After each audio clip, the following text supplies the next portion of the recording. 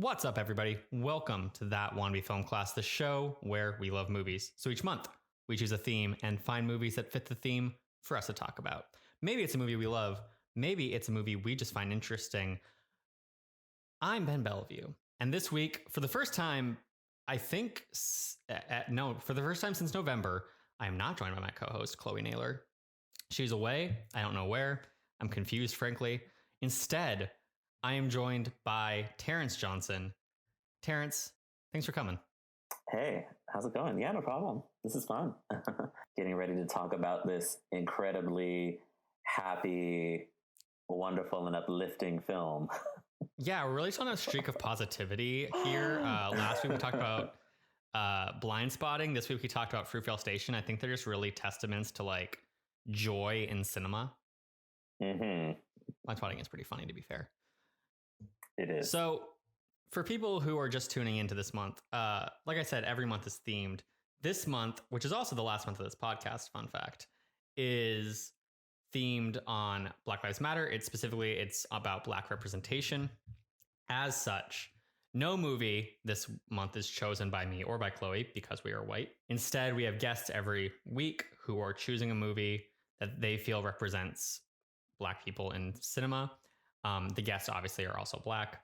Today we have Terence. Terence, why don't you tell the listeners a little bit about yourself? Who are you? What do you do? What's your thing? There are so many directions I could go with this. Mainly in terms of this conversation. So, I am a writer. I write for my website, lenoirauteur.net. Also a member of the Hollywood Critics Association. So I'm a Rotten Tomatoes verified critic. Damn, that's actually cool. I didn't know that. Yes. I don't know how to get into my account. Luckily, they have my like RSS feed, so the reviews pull in, but I literally don't know how to get into my account. So if you're commenting on Rotten Tomatoes about how good or how terrible you think our reviews are, I can't even see it. It's probably a good thing long term. I also went to film school at Loyola Marymount University. Which is how I know you. Yes, which is how we met. And yeah, there's lots of other things. I do cosplay. You do. You have some cool cosplay. I do. My closet, I almost have a whole closet full of costumes. So I'm going to have to start giving some of them away. But how much does that cost? It depends. This is an unrelated question from our focus, but I am curious now. It truly depends on the costume. So like, okay. I did Jughead one year, right? That was like $40. Right. Because I just needed the hat and the shirt. And then I went to like a thrift store to buy the jackets. But like Jafar, which I think is the one that most people have seen me in, is upwards over $600 now. Oof. Makes sense. I've seen it. That sounds about right. Yeah. But still, oof. Yes. So it really depends. These unprecedented times that we're in have given me time to really make a budget out for all the things I want to do. Normally I'll just be like, oh, I love that costume. Let me do it. And then I'm like looking at my bank statements and like, what the heck is going on? So now I'm like, that's me when I go out to eat. I'm like, let me account for every penny that is going to be spent on these costumes. You know, I had a similar thing this quarantine, not with costumes, because I have never had the money to afford cosplaying as much as I want to. But that's not true. I've had the money. I've just chosen other things. But when quarantine started, I was like, shit, you know, I should probably like keep track of my monthly subscriptions. So I finally actually tracked that and then realized, I spend too much money on my monthly subscriptions. Yeah, I understand that. Like part of me wants to do that exercise, but I'm like, but am I really going to give up like Hulu? Yeah. You know, like all of my movie stuff stayed partly because my dad pays for like half of it. But there were other things where it was like, I don't even remember at this point. I think I was subscribed to like Disney Universe still. And I'm like, I don't watch anything on this. Doom Patrol is coming to HBO Max. Stargirl's on CW. Yeah. Oh, I'm glad that you're watching both of those shows. I love both of those shows. I've actually. only just started watching Doom Patrol, so I'm not that far into that. But I have been watching Stargirls since it started, mostly because I love Owen Wilson. Luke Wilson. Luke Wilson. Yes. Luke. Yeah. Luke. Point is, I love him. I got his name wrong, but I do in fact stan him. Anyway, what we're here to talk about, like you said, is this super uplifting, super happy Fruitvale Station. Just it's really the Bay Area at its best. I think, you know, it's the essence of hope that our city has. So I really hope that plays as sarcasm, because if it doesn't, I sound like a fucking asshole. Anyway. Yeah, this movie is actually very sad. Yeah, no, it's deeply tragic.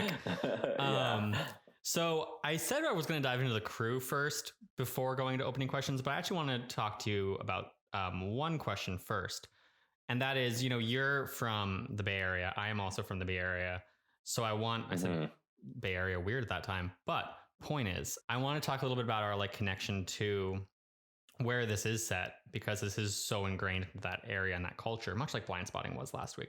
We're getting a lot of Bay Area movies on this month. We have Sorry to Bother You coming up later. It's a whole thing. That's interesting. That's interesting that you've been looking at Black movies and you're going to have 3 that are centered in the Bay. Yeah, I know. I didn't choose that. I think that's something interesting to think about. You know, I'm sure we're going to talk a little bit about representation. Normally, Absolutely. when we get the Black experience, we get like New York, or we get like Deep South. So that you're exploring the Bay Area, I think, is really interesting. Yeah, I mean, we have, like, we just did Blind Spotting. We are doing this, obviously. We're doing Sorry to Bother You. The only one I think we're not doing off the top of my head is Last Black Man in San Francisco, which I'm sad about, because that's my favorite movie of every one we just mentioned. But yeah, there really is a lot of Bay Area representation, I feel like. And even with like Black Panther, which again, like Ryan Coogler has that opening in Oakland, which is very cool. I like seeing my home area. Yeah. But like I was saying, where in the Bay are you from? How do you feel connected to that area, to East Bay, Bay Area as a whole, whatever part you want to identify with? So I was born in San Francisco, lived there for about a year, and then we moved into the East Bay. So when I'm talking to people who don't have a clue where like Hercules and Rodeo are, I'll say I'm from San Francisco, because technically that's correct. And if they have a little bit more knowledge, I'll be like, all right, I'm from the East Bay. And I think, I know for me growing up, being in the East Bay meant something. Like when you're from different parts of the Bay and you claim that, it's like a different experience, right? So like my experience growing up, going to, you know, Christian and Catholic schools in the East Bay is different than like somebody who's from like Marin. Right. And went to Christian and Catholic schools. Yeah, because there's such different worlds. They're different worlds. I mean, I was, you know, we were talking about how I went for a walk because I was in the suburbs. Yeah, like I grew up in the suburbs. And what I've appreciated sort of from that upbringing is like, I never knew a world that wasn't diverse by virtue of being from the East Bay. So it's like, we lived in Hercules and we had neighbors of all shapes, sizes, colors, creeds. I went to school with super diverse group. When I got to high school, my high school, Salesian High School, is in Richmond. Yeah, I have a friend who went there, probably around the same time you did, actually. It's an awesome school, literally across the fence from Richmond High. So if you want another Bay Area movie, I'll hold on to that because I'm sure we're good. But like, it was 23% Black, 23% white, 23% Asian, and 23% Hispanic when I went. Wow. And that's like unheard of, you know? And so that upbringing, I think, was so, you know, great for me, because then I went to, you know, college, and the makeup and those percentages, you know, for all the minorities plummeted. And they become very different.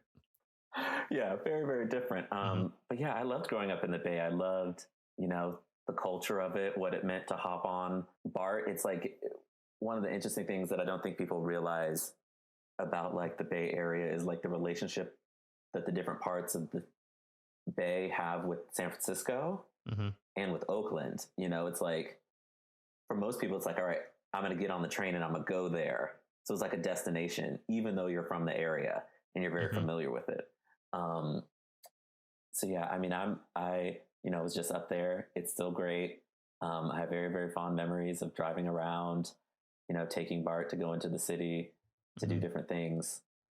It's a great place to grow up. Yeah. I mean, I feel like I've been reconnecting with the Bay Area a lot recently for myself, because like I wasn't born in the Bay. I was born in Maine, but I moved to the Bay Area when I was 3.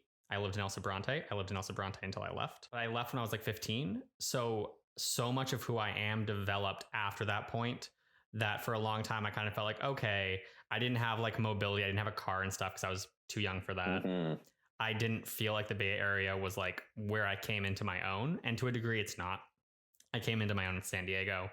But what I've realized in the past year, I think, because I've been visiting the Bay Area a lot more because I've had the free time too, and my dad's up there. And my sister's going to school in Berkeley now. And I've also been staying in San Diego, which is a place that I haven't really had the chance to evaluate since going off to college where I met you. I've realized that I really don't I really don't mix well with San Diego. Ooh, interesting. Like I like it okay, don't get me wrong, but a lot of the ideas that I developed while in San Diego, I think are ideas that I had internalized in the Bay Area and just hadn't been given the room to breathe.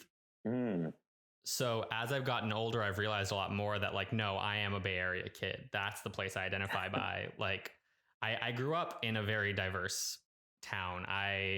My street that I grew up on had tons of kids my age that I'd play with. And like the kids across the street from me were raised by a single mom who was a firefighter, and they were Black. And the girl down the street from me was Latina. And the kid across the street from me, like another kid across the street from me, was white, but he was raised by his grandma because his mom had a drug problem.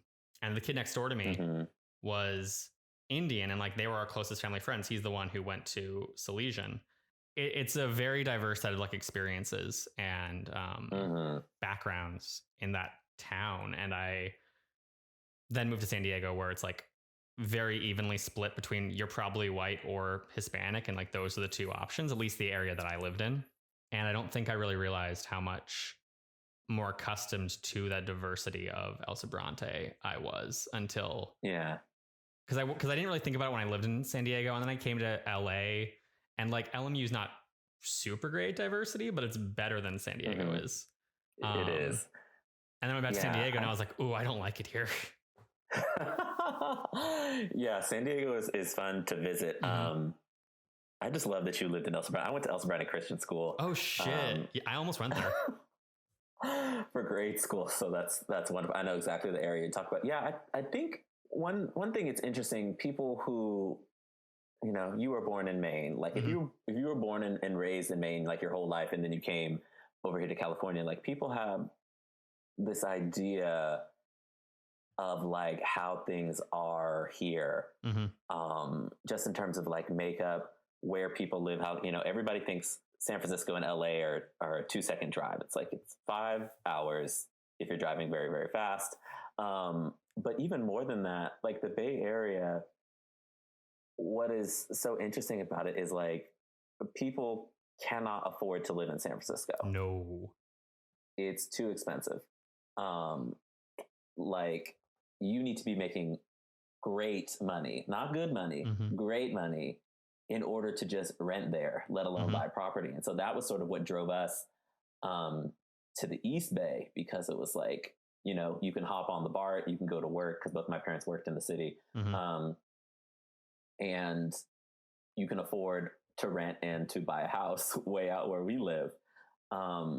So you have all of the people who cannot afford to live in the city that then branch out and move into these other places. And there's a lot of people who are native to different places, but that's one thing that's been interesting to see, like when I have come back since, graduated high school, just like the way where I lived has changed. Like I lived right near a place, I'm calling it a swamp. It's not really a swamp, but it was. And that's all like houses now, because the demand for people to live somewhere where they can afford to buy something that's not San Francisco has gotten so high. So it's been like the demographics. It's like you've got the demographics for people in the East Bay is literally like don't want to or can't afford to live in San Francisco. Or you go into like Orinda and it's like, we want good schools and we're going to spend $2 million for a house. Yes, there are definitely places like that. I went to Orinda Intermediate School because we were able to transfer in, and God, that place is bougie. Yeah, there are lots. And that's what's fascinating, I think, about the Bay is like you have these like weird pockets and disparities. Like where I lived in Hercules and Rodeo, like my assigned high school was going to be John Crockett. Or was it John Sweat? One of the two. It's in Carquinez. It's a terrible school. Yep. And like my parents were like, that's why I was in private school my whole life. They're like, we refuse. Yeah. But like, that's where we were zoned into. But like, it's not like we lived in a quote unquote poor area. It's just like this weird thing about how the city, and areas are zoned. And so, yeah, like I can just imagine not being from there and coming here and being like, what is all of this? My zoned high school was De Anza, and which was like walking distance from my house. I could walk there, and sometimes I did. And no one in my neighborhood went there. Like I can probably name 10 people that I went to school with that actually went to De Anza High School. It was, you went to the elementary school, maybe if you lived in the area. Like a lot of kids that live near me went to the elementary school. So you go there, and then maybe you go to the middle school, but you probably don't. That's when people started like going to private schools or transferring to Albany or Berkeley or Orinda like I did. And then you definitely don't go for high school. No. Yeah, it's interesting to think that, because like right when I was getting into high school is when they built Hercules High School. The prison. Yes. I'm glad that moniker has sort of stayed since It looks like one. Gotten old. It does. And they just built a new Pinole Valley, which is huge. Oh shit. So it's both of our experiences are sort of similar in the way of like you don't think about it really in the moment when you're living it, and then you like experience another location and you are just like, oh, I had like an experience living in the Bay. I think the strongest memory that sticks with me of that pocket thing where it's like El Sobrante is right next to Orinda, but El Sobrante is literally not even a incorporated town, and Orinda's rich as all hell. When I was in 8th grade, we were about to graduate, and they were like, "Oh, we're going to take you to Six Flags." I forget what it's called now, but I'm going to call it Marine World because fuck the new name. Discovery Kingdom, but yes, it was Marine World my entire life. They're like, we're going to take you to Six Flags Marine World. And we're like, cool. And they put us on a bus and they drove the bus out to Marine World. But the thing is, to drive to Marine World from Orinda, you have to drive through El Sobrante. So we were driving through El Sobrante and all the Orinda kids were like, oh, like, look at this place. Like, this place is kind of like trashy. And me and some of my friends who were the transfers from El Sobrante are like, guys, this is where we're from. Yeah. And El Sobrante is not bad at all. So but when you live in Orinda, it's kind of desolate. There's nothing to do, but frankly, there's nothing to do in Orinda either. It just looks prettier. Yeah. El Sobrante is gentrifying too, though, and it's really weird. I meant to drive through when I went up there a couple weeks ago. My dad just sold our house that I grew up in a year ago, and I forget when. I think in like August when I moved my sister up to UC Berkeley. It had been sold and like it was for sale. A company had bought it and they fixed it up and they were selling it, so it was on the market. And me and my sister were like, we kind of want to see what it looks like. So we broke in. They left the back door unlocked. So, oh my gosh. But like we were looking through the house and it's so weird because the house is like, was for us, it was like an old, I think built in the 60s, very classic Elsa Bronte designed house. And they'd renovated it to look like, that like modern gentrification style of like white countertops, gray flooring. And we're like, what the fuck is this? Because you wouldn't see that in Elsa Bronte when I left. No, you wouldn't. Yeah, that's a thing, and people also don't get. It's like when you buy a house in the Bay, you buy a very nice house, and it'll be like 30 years old. Like that was the case when we moved to Rodeo. It's like, that house was built in the 70s, and we moved in 2000. And it's a great house. I love it, but it is very old. Yeah, we didn't do like of course, this is prior to like gentrification really being the thing. But one thing that was very weird is growing up in a house that you paid a certain amount for, and then like 5 years later, that price is tripled. Dude, we bought our house for $180,000, and I'm pretty sure it's worth like $700,000 now. Yeah, it's a lot, which I think is something sort of that the movies you're looking at that are Bay Area focused talk about. Definitely blind spotting. It's like you can't afford to live in San Francisco, so you have to come out to the East Bay, but then it's also like the demand increases the price. And so it's like everything is getting lifted up. It's funny too, going from because I moved from the Bay Area to San Diego and then to LA, and because my framework for like what things cost was based in the Bay Area, all real estate looks cheap to me if it's not in the Bay Area. Like Los Angeles, I'm like, yeah, this is pricey, but it's not terrible. Yeah, I had that. I mean, I did my undergrad in Atlanta at Georgia Tech, and then I lived in Houston for a year and a half.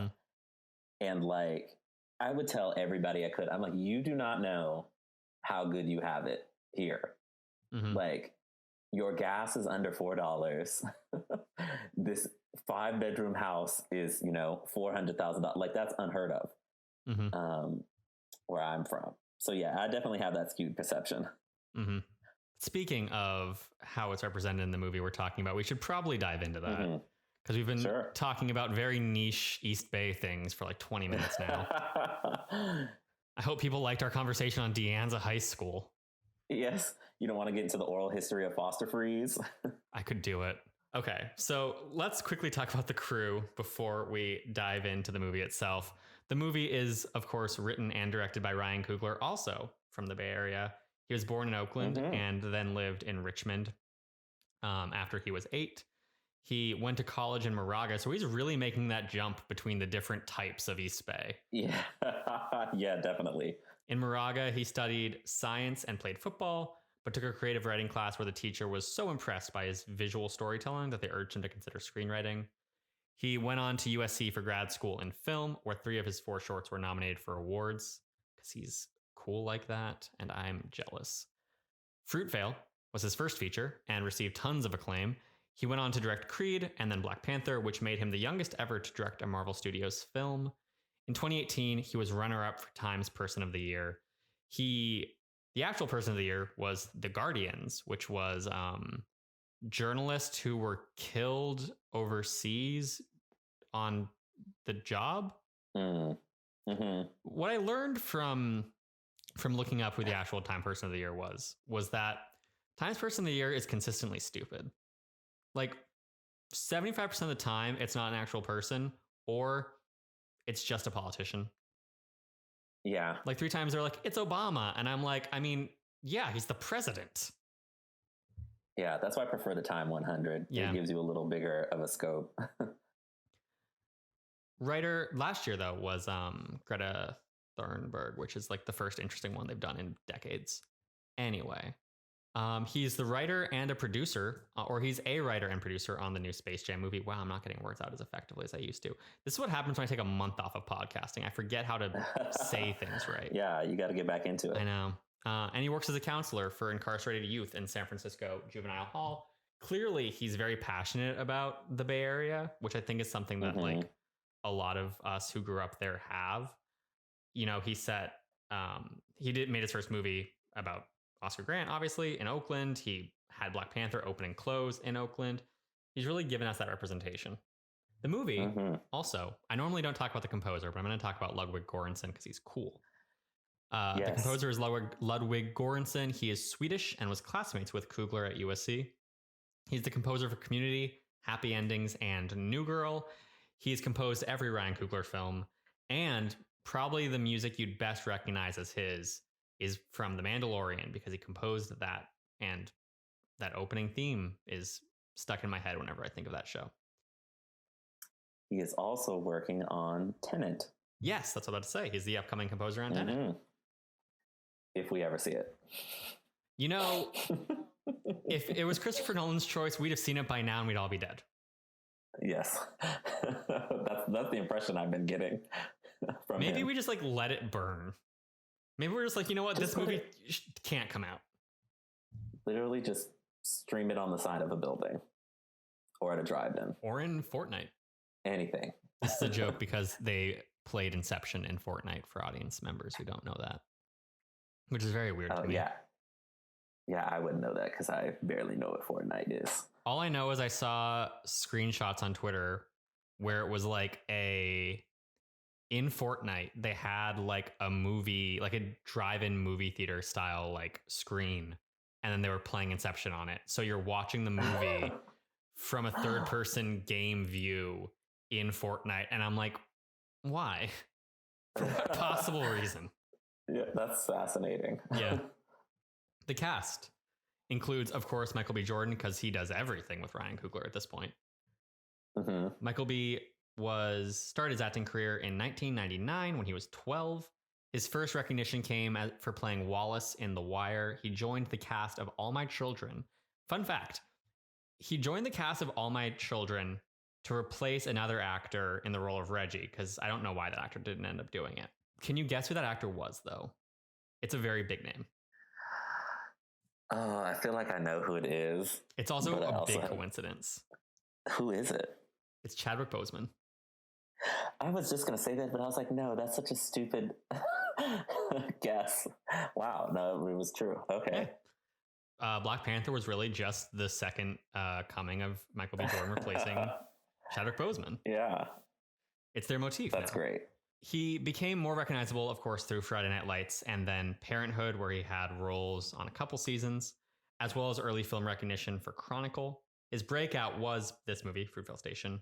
He then went on to do Creed, Black Panther, Just Mercy. What I've realized is he hasn't actually done that many movies. No, he hasn't. Like, his filmography is weirdly short. It's interesting to think of it that way. I think he's being very, very deliberate. Absolutely, about his career. Almost all of his movies are good ones, aside from like That Awkward Moment and Fantastic Four. Ugh, yeah, I just rewatched Fantastic Four the other day. I've never seen it. I don't want to. You should. You owe yourself the laughter you will have watching it. Fine, I'll watch it drunk. Yeah. So like even with Fantastic Four, that was like I can do a superhero movie and I'm going to play this character that's been traditionally white, which is something that he's pointed out as something that he wants to do for better or worse. Yeah. And I think like I think it makes sense as a decision. It's a big role. Like you're saying, it is giving representation to a role that is traditionally white. So yeah, no, like it definitely seems like every choice he makes is a logical, deliberate one, except maybe That Awkward Moment. But if I had the chance to act with Zac Efron, I'd probably take it too. Yeah, that was kind of like I want to just do a fun thing with the homies. Yeah. I forgot Zac Efron was in that. I'm just remembering Miles Teller's face. Oh God, I forgot Miles Teller was in that. We've both chosen to block out somebody. Yes. He is also the lead voice in Rooster Teeth's Genlock, and he is set to team up with Ryan Coogler once again for a fourth movie that is not Black Panther 2, because that'd be weird. Yes. Anyway, We have Melanie Diaz as Sofina Mesa. I don't know how to pronounce her last name. She's an NYU film grad. She had her breakthrough with A Guide to Remembering Your Saints in 2006, which won her an Independent Spirit Award for Best Supporting, or nominated for an Independent Spirit Award for Best Supporting Actress. She also got an Independent Spirit Award 7 years later for this movie. She's now a lead on CW's Charmed. We have Ariana Neal as Tatiana, and this is really the only major role she's had. However, she was supposed to play a young Nicki Minaj in a canceled show on Freeform about Nicki Minaj's life. Wow. Yeah. We have Octavia Spencer as Wanda Johnson. She's been acting since 1996 with her first film role in Joel Schumacher's A Time to Kill. Rest in peace, Joel Schumacher. Her breakout came in 2011 with The Help, which won her Best Supporting Actress award. She won National Board of Review Supporting Actress for this as well. She was also, or for Fruitvale Station. Man, I did not take notes well. Anyway, she was also an executive producer on this movie. She's been nominated as well for roles in Hidden Figures and Shape of Water. A thing Wikipedia pointed out, she's been in a lot of movies about women during 1960s. Mm-hmm. That's a topic for that could be a whole podcast topic. That could be a whole thing. I mean, she's never not good, even if the movies around her sometimes are not. Is this a Help call-out post or a Shape of Water call-out post? I like both of those movies. You know, I understand the criticism of The Help. I still enjoyed it. Maybe just by virtue of the fondness I have for the book. Mm-hmm. And me realizing right away what the flaws were of that adaptation. Sure. And maybe I just have constructed a better version of The Help in my mind. I mean, I get that. Yeah. Like, as long as, like, I feel like there are people who do that with things and then they act like that is the version, which is, like, problematic. Like, they act like, no, that's what exists. But there's nothing wrong with, like, retconning things in your head as long as you know it's what you're doing. Fiction is fiction. You can do whatever you want. It in my mind. Yeah. So, like, you know, thoughts on the movie aside, her and Viola and Jessica Chastain, very, very good in the film. Absolutely. Her other roles include Snowpiercer, Onward, Divergent, Percy Jackson, Sea of Monsters. She's made some decisions. Bills need to be paid, man. I forgot the Divergent series existed. I don't blame you. I made the right decision. I frankly am a little bit offended that my research here has brought it back to my attention. I could have gone so long without thinking about it. Anyway. Yeah, I mean, so continue. You know, when I don't feel like the studio actually read all 3 books. They definitely didn't. And if they had, they wouldn't have greenlit it in the way that they did. No. I mean, what I will say. They probably read more than the Percy Jackson film team did. So that's something. They get a huge Pride Award, I guess. Finally, we have Kevin Durand as Officer Caruso. He's best known for roles in The Strain and X-Men Origins Wolverine. I did not realize that was Kevin Durand. Yeah. And we have Chad Michael Murray as the other officer, the one who actually fires the gun.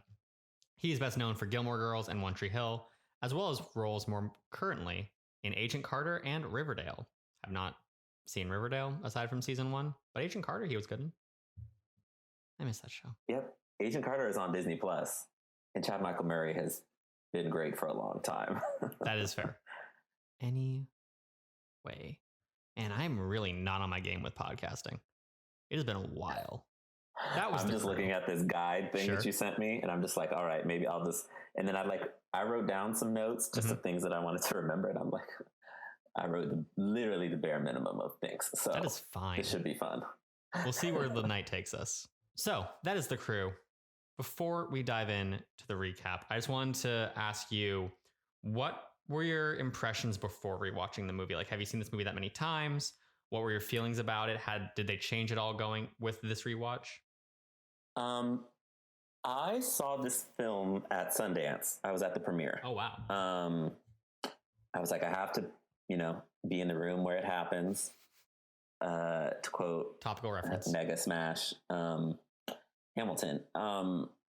And I had heard of it, and I was like, okay, this is a Bay Area movie. It's by a Black filmmaker. It's about something that I vividly remember. I need to be there. It was a very emotional screening. This time in the rewatch, I have to stop it at a point. Like, I can't rewatch the shooting. I get that. I just can't do it. I have a lot more trouble with the opening scene than with the fictionalized version. Yeah. And Ryan Coogler himself was, doubting whether or not to do it that way. Right. Yeah, he was. And I think the things that stuck with me the first time are still there, and the things that irked me, because I think that this movie is good.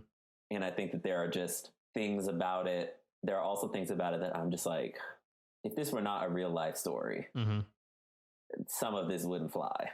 Sure. Do you have an example of that? The scene with the dog. Sure. Which is fictional. Which I hate. Interesting. See, I like that scene. With a passion. Why do you hate it? I hate it because we know, given how we've been set up to watch this movie, that it is going to be a movie with a very sad ending. Right. And we know that we essentially are watching, not for this phrase is very, sort of raggedy, but it's like we're literally watching a dead man walking. And to add in anything that over sentimentalizes it or tries to overtly humanize him past, it's just too much. And I think the challenge that Coogler rightly presents to the audience is like, this is who this guy is, and this is what happened. And like, how do you feel about it? And so to add anything extra is where I was like, oh God, okay. Like this is a first time filmmaker adding in some flourishes when in reality, I don't think he needed to do that. Okay. Cause I know that is one of the most like, dividing things in this movie. Like Ryan Coogler talked about that too, where it's like some people despise this and some people, it's their favorite scene in the movie.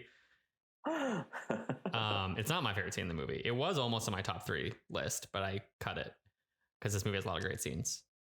But like, do you feel like it's making it's trying to make you view Oscar as like a better person than he needed to be presented as? Yeah. And I think if we think about it in terms of like right now, in this moment that we're in right now, or just, all of recorded human history. Sure. Like the notion that human life needs to have like this pristine value in order for us to like be enraged about somebody who's been victimized is a really tough thing.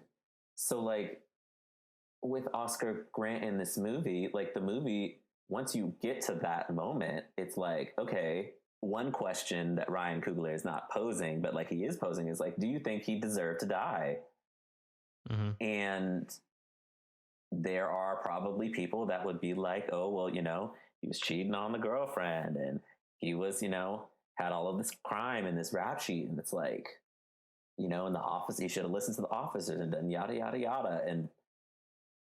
And that is an interesting thing to wrestle with, which is why I sort of, anytime Ryan got overly sentimental or like added in these like weird flourishes, I was like, oh no, Ryan, like pull back from that. And so his sort of directness of like making you empathize with Oscar is a little lost when he does things like that.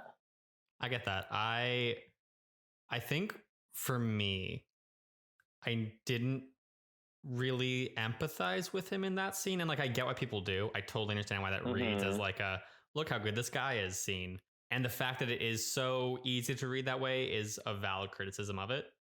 But I think for me, I read that scene more as making this character confront death before he dies, which, because for me, I'm like, yeah, a dog got hit, a human being, like many human beings like dogs and are bad people. So for me, I never read that as like, look at how great he is. I read it more as just like, okay, yeah, he's checking on a dog because many humans have a natural sympathy for an animal. Mm-hmm. But I fully understand why it can come across as over sentimental and like over glorifying him as a person. Yeah. Because I know it's like one of the biggest criticisms this movie gets is like some people arguing that it makes him look better than he was, which I don't. Yeah. Which I think is complicated. Yeah, I think it's tough because it's like, I don't quite know if there's my mind is sort of blanking. If there's been a movie where it's like made you be with the protagonist who has died, mm-hmm. who has gone to jail and committed crimes, and really, really asked you to look in your heart and really deal with the fact of, do you think he needed to die? Mm-hmm. And particularly now, like we see it anytime, mostly with people of color, it's like they get mm-hmm. shot by the police, and then it's like, oh, they smoked weed. Mm-hmm.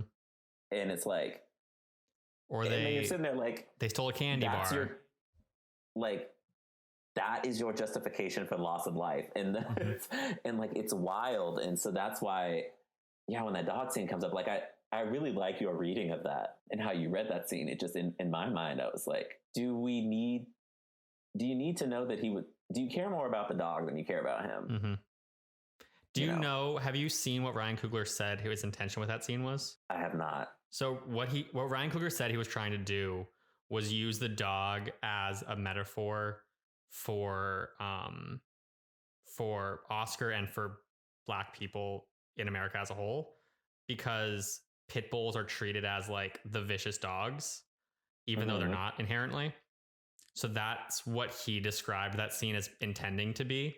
I didn't read it as like, oh, this is a metaphor for like Blackness in America. But I think he was kind of going for that vibe of like Oscar confronting the idea of like being treated as lesser because of how society views you. Yeah. And it's valid, right? And there's nothing I can do about it. He put it in the movie. It'll stay there forever unless he does a director's cut and takes it out. And I think what he's trying to do in that moment did not work for me. I get that. But I get why he did it. Now, I do want to ask you a question based off of this, because this is a very like screenwriting thing. Obviously, this movie is based on a true story. It's predominantly set within the course of one day, aside from a flashback. So the problem with trying to make you understand a character when you're telling a story that is set within one day and is actually based on reality is that most people's days do not perfectly present the definition of who they are. So I've read criticism that's like, well, this thing didn't happen in reality, but it's like, yeah, but like you have to present a person with more clarity than most days will present a person. And just because it's the day that he died does not mean that he's going to be doing all the things that define a person. So like we see that with the dog in terms of making him look better, but we also see that in the grocery store in the opposite direction, where he threatens his former boss when he doesn't get his job back, because that didn't actually happen either. But so my question, so here's the thing. The dog scene is made up. However, when Oscar Grant worked at a KFC in Richmond, one of the customers did have a dog who got run over by a car, and Oscar offered to help that customer find a new dog when their dog passed away, because he was a dog lover, according to his family. So obviously not the exact same scenario, and didn't happen in that day. But do you feel like moving these kind of pieces around and moving them into a day when they didn't really happen, or adjusting them slightly for that day, is disingenuous? Or do you feel like it's kind of a necessity of the one day framework? I think it's kind of a necessity. Anytime you're telling the story of somebody's life, you have to choose how you want to go about it. Like, it's not a documentary. It's not like a minute by minute portrayal. This is a movie, it's a fictional version of a real life tale. So there are liberties that you can take. the stuff in the grocery store, one of the one is both the scene I hate and love, because I do love the threatening of the boss, even though that didn't happen. And I hate the fact that he met the girl that he then sees on the train. That was so stupid. I get it. Yeah. But like, it's really about how you employ them. Like, I don't know if there was a scene in this movie where Oscar went to pick up a pit bull and brought it to that dog owner and was like, "Here's your dog." And they were like, "Oh, thank you." And they hugged or whatever. If that would have been better than the scene Ryan currently has in there with the dog, Interesting. Just in terms of what it's like, the moments that you choose to show, particularly when you only have one day, it's really like, this script, I'm sure, was really hard to write, real life notwithstanding, but it really is about the moments that you pick and choose to show and how you're using them. So if you think about it in terms of like, what do we absolutely need, which I think is the way that I approached it when I first reviewed it. When I saw it, it was like, anything that went above, like, if we're on like a level of 1 to 10, and everything is keeping steady at a 5, anything that hits like a 7 is going to jump out because you've been so consistent at this 5. And so that's just one of the things that he, and Ryan loves a flourish. He's a very solid filmmaker. I'm just thinking about, Michael B. Jordan's final line in Black Panther. It's like, do you have ancestors if they jumped off the boat? Yeah, I mean, I guess his mom, maybe.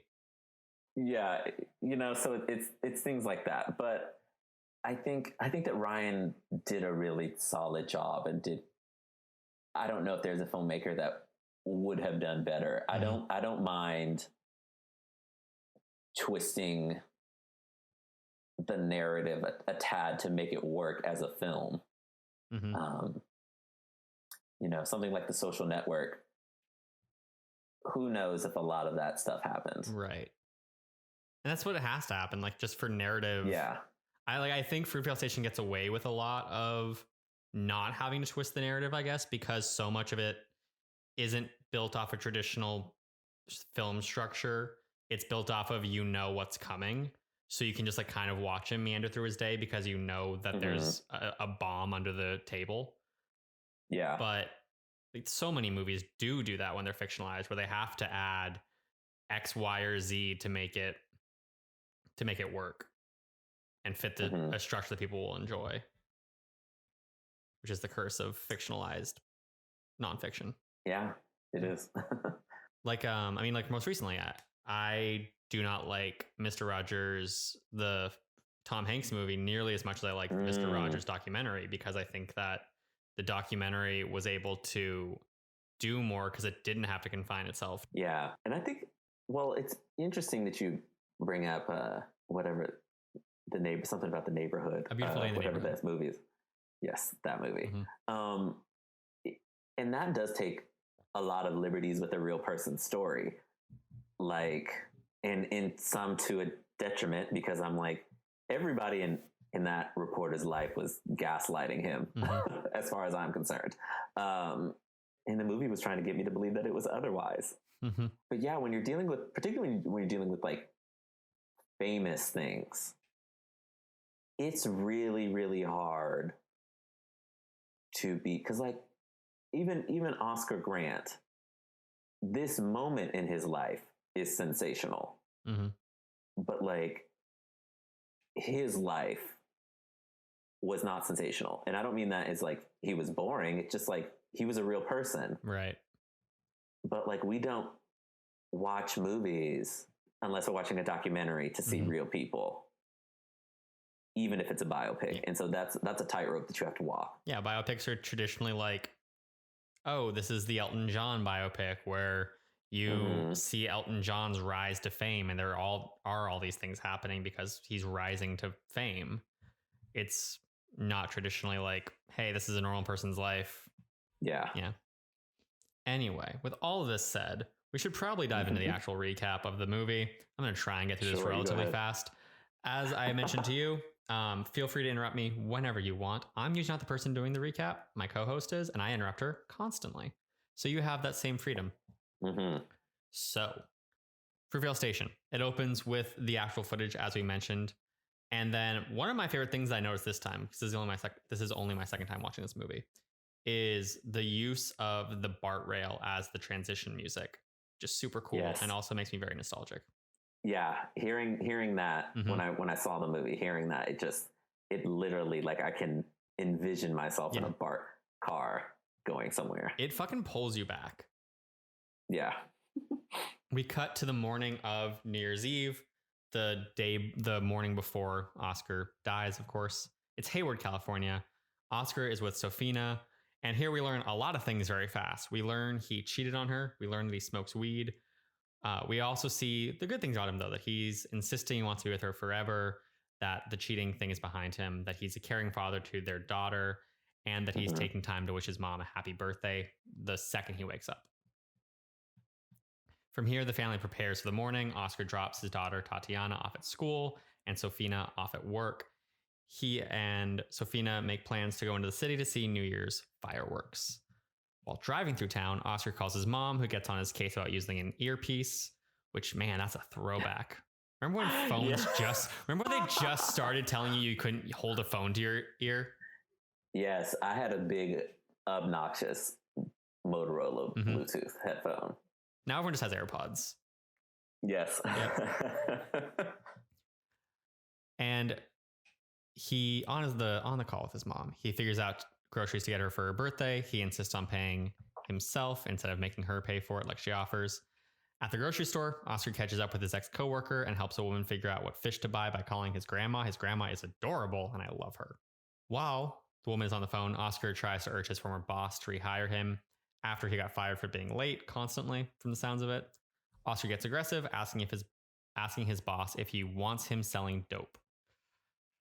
Later, Oscar's sister calls, asking to borrow money for rent and for Oscar to get her card for their mom, since she's working late. And she insists that he make sure it's not a card with white people on it. This is a question I had. Is that a thing? Like, is there a lack of representation of people of color on cards? Yes, that's why there's a whole like mahogany section in. Interesting. If you ever go outside again, and you go to a store like Target, there's like a whole mahogany section specifically for Black people. Damn. Okay. See, first of all, I hate cards, so I just don't pay attention to them. But also, I feel like all the cards that I can think of off the top of my head are ones that don't have people on them. So that never really occurred to me. But like, obviously there's that issue with Band-Aid where like Band-Aid's skin tone is not everyone's skin tone. It's in fact not the majority of people's skin tone. So it makes perfect sense.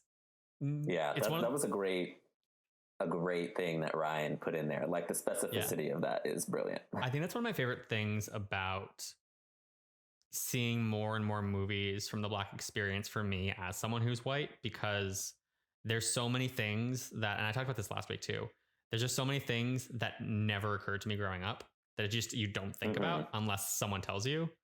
And, even like growing up around a pretty diverse group of people, I always felt like, oh, I understand to a degree those experiences, which is horribly misguided. I grew up to realize. But even then, like once I was learning how out of touch I was, there's still those little things you don't think about. Like I remember when I was in community college in a sociology class, there were like the teacher was Black and some of the students were Black, and they were talking about how when they go into a store, they're watched by employees. And I was like, that literally like that, I would never notice that because it's not happening to me.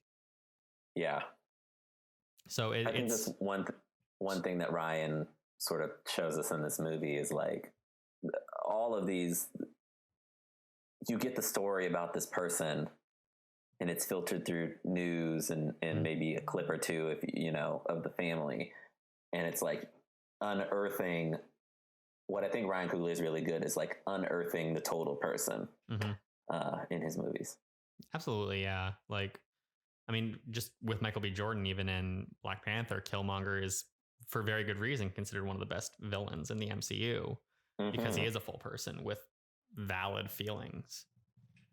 Yes. So from here, Oscar calls Marcus and asks if he still, quote, wants that. We quickly learn that that is weed, if people didn't clue into it already. Oscar gets a bag stashed in his closet and heads out to meet Marcus. But on the way, he stops to get a birthday card, choosing to get the card with white people on it. Did you read that as it was the only option, or did you read it as like him choosing to do it to screw with his sister? I think he did to screw with the sister. That's what I interpreted it as too, but I just wanted to ask someone who doesn't. Like, oh, my sister picked out the card. Yeah. He's like, yeah, she didn't want to come to this thing. She chose overtime, which like I get money. Yeah. Anyway, we get to the dog scene that we've talked at length about already. He sees a dog die, pets it as it's dying. And from here, he goes out to the bay, sits by the ocean. We flash back to 2 years exactly. New Year's Eve 2007. Oscar is in San Quentin prison. Also very nostalgic because I drove into Marin many times right past it. They make him strip and search him before he's allowed into the visiting room to talk to his mom.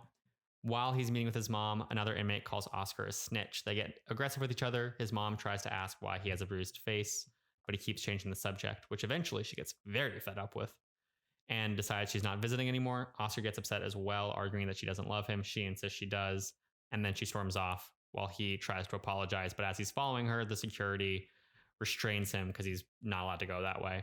And as they're restraining him, he continues to shout apologies to his mom. Back in the present, Oscar dumps the weed in the water. Marcus meets up with Oscar, and Oscar says he actually sold the weed to a white boy for more money, but offers a small amount of weed for the trouble of Marcus coming out there. Oscar goes to pick up Sofina and asks her to move in with him, but she gets mad that he was smoking weed in the car. He wasn't, it was Marcus. He then goes to grab Sofina from the preschool. They have a race back to the car. It is by far the prettiest scene in this movie. At Sofina's house, she and Oscar get changed. Oscar's white shirt is bloodstained. He reveals he lost his job and that he'd been hiding it for 2 weeks because he thought he could get it back. They get into a fight. Oscar arguing that he didn't have to tell her, and her calling him a fucking idiot, which she's right. They calm down. Oscar tells her he's trying to do better. They have sex. Oscar and his family then go to his mom's birthday party. The family chats, eats, celebrates. Later, Oscar helps his mom clean up, and she learns that they're planning to go into the city. He tells her he's going to drive in, but that makes her worried because, you know, traffic, drinking, all that stuff, even though he insists that he's not planning to drink. But nonetheless, she says, take Bart. He agrees.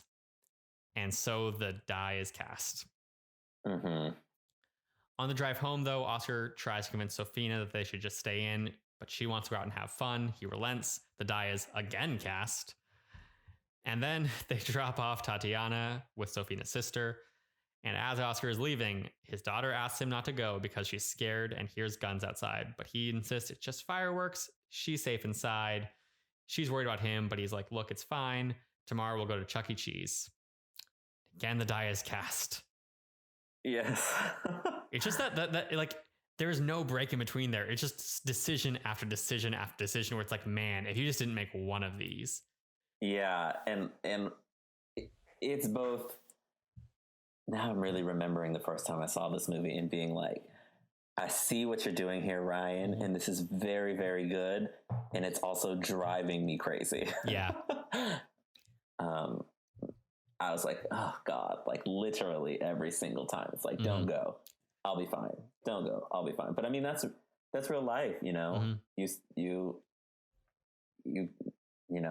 call somebody on the phone, you hang up, and you don't know, you know, what will happen after that. And I like how different the decisions are too. Like, one is his mom saying, take Bart, and him being like, fine, sure, I guess. Yeah. And the second one is Sofina being like, no, I want to go, and him being like, fine, sure, I guess. And the third one is his daughter being like, don't go. But he's like, I'm already committed, man. Like, we have the plans. It is tragic. I'm curious how factual that is. I would think he took a little liberty there. I'm assuming as well, but I've definitely seen things in movies where I'm like, there's no way this is what happened. And then I look it up and they're like, no, that's why the filmmakers were willing to put it in, because if it was fictional, it'd be ridiculous. It's more the thing with the daughter. That one I definitely think is probably fictional. Yeah. Your mom telling you to take Bart to go into the city. Like, yes, that absolutely happened. And it's such an important aspect of like the tragedy for her too, because I mean, like we see it later.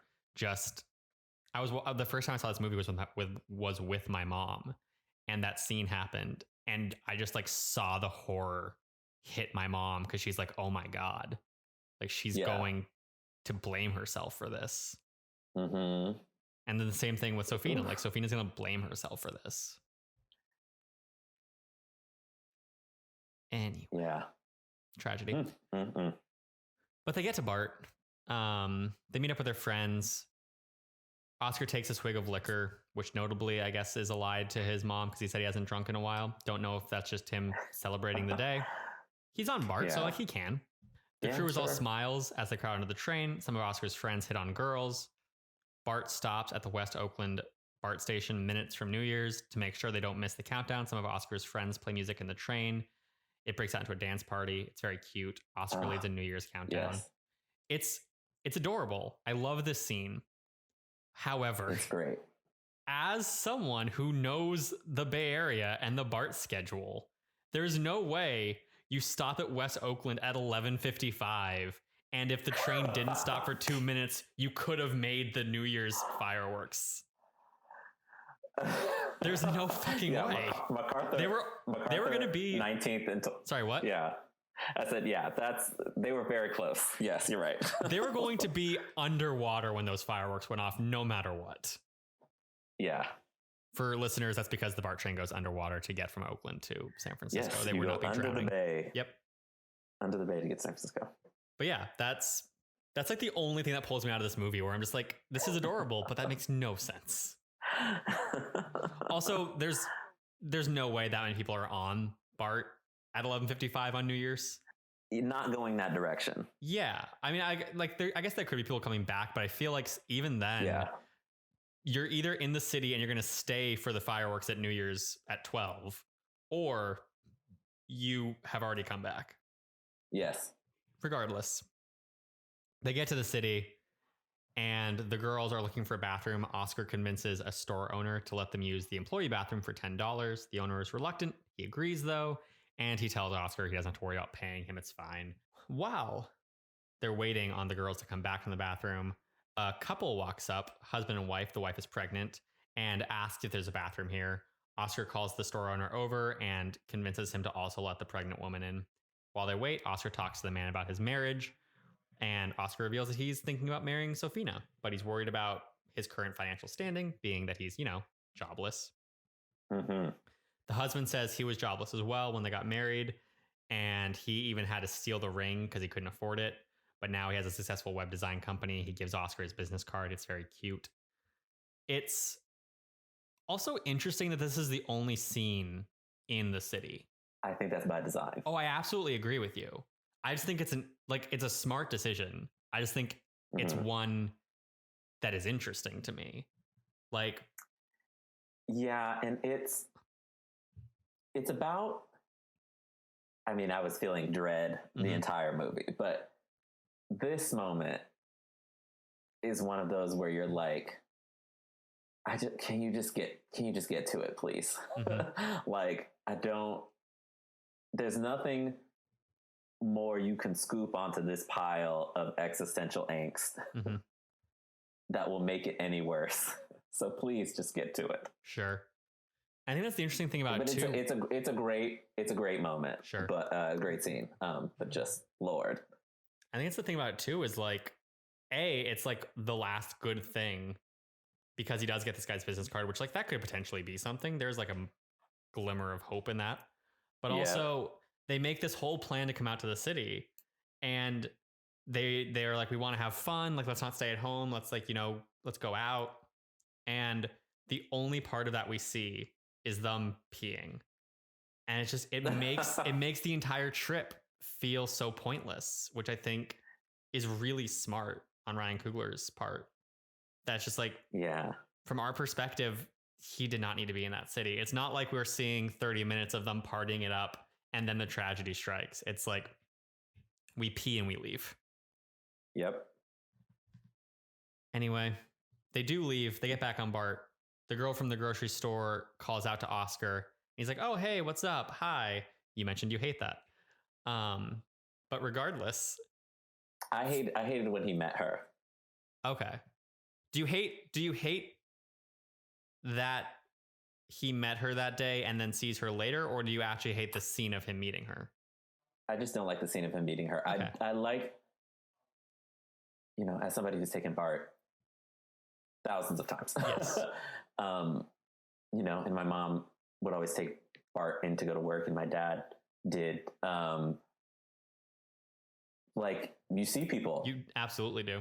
You can absolutely form connections and relationships with people on BART because you'll see them so many times. So the idea of her being there again, I was like, oh, that really does track for the Bay Area. In like 2015, I went back up to San Francisco to go to a video game conference in the city because I'm a fucking nerd. And I drove to Orinda, and I got on the train in Orinda because that's closest to El Sobrante. And while I was sitting there, I saw a girl who I went to middle school with and was very close with and had not spoken to since I was like 14 when I stopped being in the Orinda school system. And I went up to her and I'm like, "Hey, are you who I think you are?" And she's like, "Yeah." And then we talked the entire drive the entire BART ride into the city. And yeah, that shit's cool. Like, I totally believe that. And like, there is a lot of people live in the Bay Area. Very, very populous. And like, that is such a common story. Like, because for people who are not in the city, like, we are not driving into San Francisco if we can help it.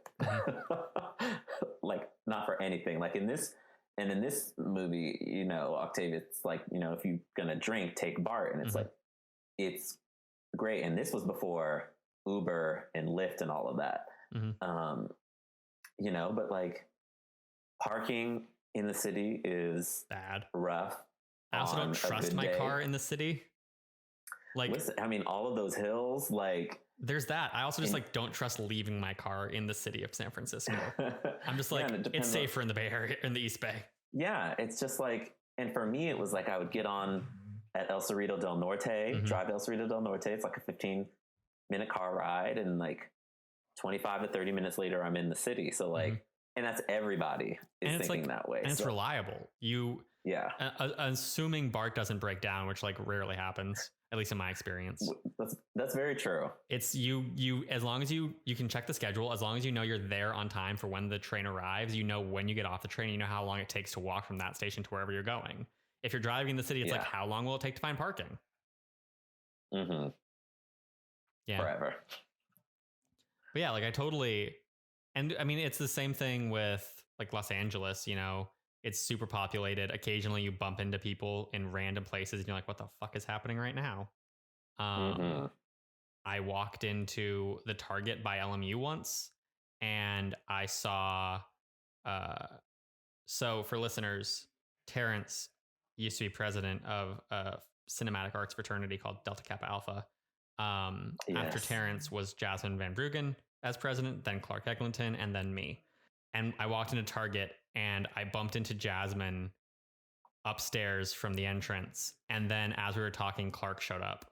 Maybe Clark was there first and I showed up. Either way, it was the three of us accidentally meeting right outside of Target. That's great. Yeah. I'm like, what the fuck is happening right now? Yeah, that's tough. So yeah, that in terms of this movie, I actually liked him running back into her. I was like, this is such a Bay Area thing to see somebody randomly and then run into them on BART. And it's so tragic too, because it's like, if he hadn't met her, she wouldn't have called out his name, which means that guy may not have noticed him, which means this whole thing may not have happened. Which is one of my favorite things, I think, about this movie. And I know it's probably fictionalized for the most part, but is the decisions that lead to this event. the things that could be unwoven. Because it's so easy to think of like, oh, this happened, but life, so many things in our life are threads from something else that you don't think about. And I like how this movie represents that. Me too. Regardless, though, the guy does notice him. He punches Oscar in the face. Oscar starts fighting back. It becomes a brawl. And the train stops at Fruitvale, the eponymous station. The guy gets off, and then Oscar and his friends get off. They start to walk out, but they see the cops. And Oscar goes back to get on the train because, he was the one in the altercation. He's trying to not be there. But a cop comes on the train, tells him to get off. I still don't understand how the cop knew. It's probably one of those he just assumed. That, that's like from a racial thing, yeah. Maybe I wasn't paying enough attention. I felt like I saw more black people around as well. Yes. If it was like a sea of white and then Oscar, I'd be like, yes, racial profiling. I still think he assumed. I will defer to your... Yeah. I will defer to your perspective on this. It's a snap. The officer made a snap judgment. Mm-hmm. Honestly, I think what was going through the guy's mind is like, anybody in that moment would have sufficed. That makes sense, yeah. Anybody black in that moment would have sufficed. And he definitely represents that mentality throughout the rest of the scene. He grabs Oscar, he drags him out, he throws him on the ground outside of the BART train on the station among his friends who've also been forced to sit down as the cops are dealing with them. And Oscar and a friend of his get up to start arguing with them, but they're forced back down again. They start to calm down, but Oscar gets back up to try and talk to the police. One officer decides to cuff Oscar and his friend. When Oscar starts talking back, the officers start restraining Oscar, and an officer steps back. He pulls out his gun and he shoots Oscar in the back as he's on the floor, stomach down. Mm-hmm. Which just chaos breaks out. Everyone is escorted away. The train takes off. So all the witnesses. The train taking off is honestly one of the most heartbreaking parts of this. Mm-hmm. Just particularly because you're seeing that girl. Yeah. Like, everybody's life is changed in that moment. And then just thinking, and they just have to grapple with that. And obviously they didn't die. So that's better for them. But yeah, it's more like even just on a standpoint of not knowing the resolution of that situation. They got to go to the next train station and maybe hop on a train to come back, And by the time they do it, it'll all be pretty much gone. Yeah. Things move very fast from that point. So yeah, the train leaves. Oscar's friends are taken away. And the police officer who initially pulled him off the train, not the one who shot him, kneels down and holds him by the hand and tells him to keep his eyes open, which is one of the few human moments that police officer has, which I find interesting. Because I think, and again, I am white. I'm not an expert on any of this. So you can disagree with me, and I welcome that disagreement. But I feel like there's a degree of what Coogler's trying to say here is and also it's, I think, based in fact, because he tried to stick very close to the facts, especially for this part.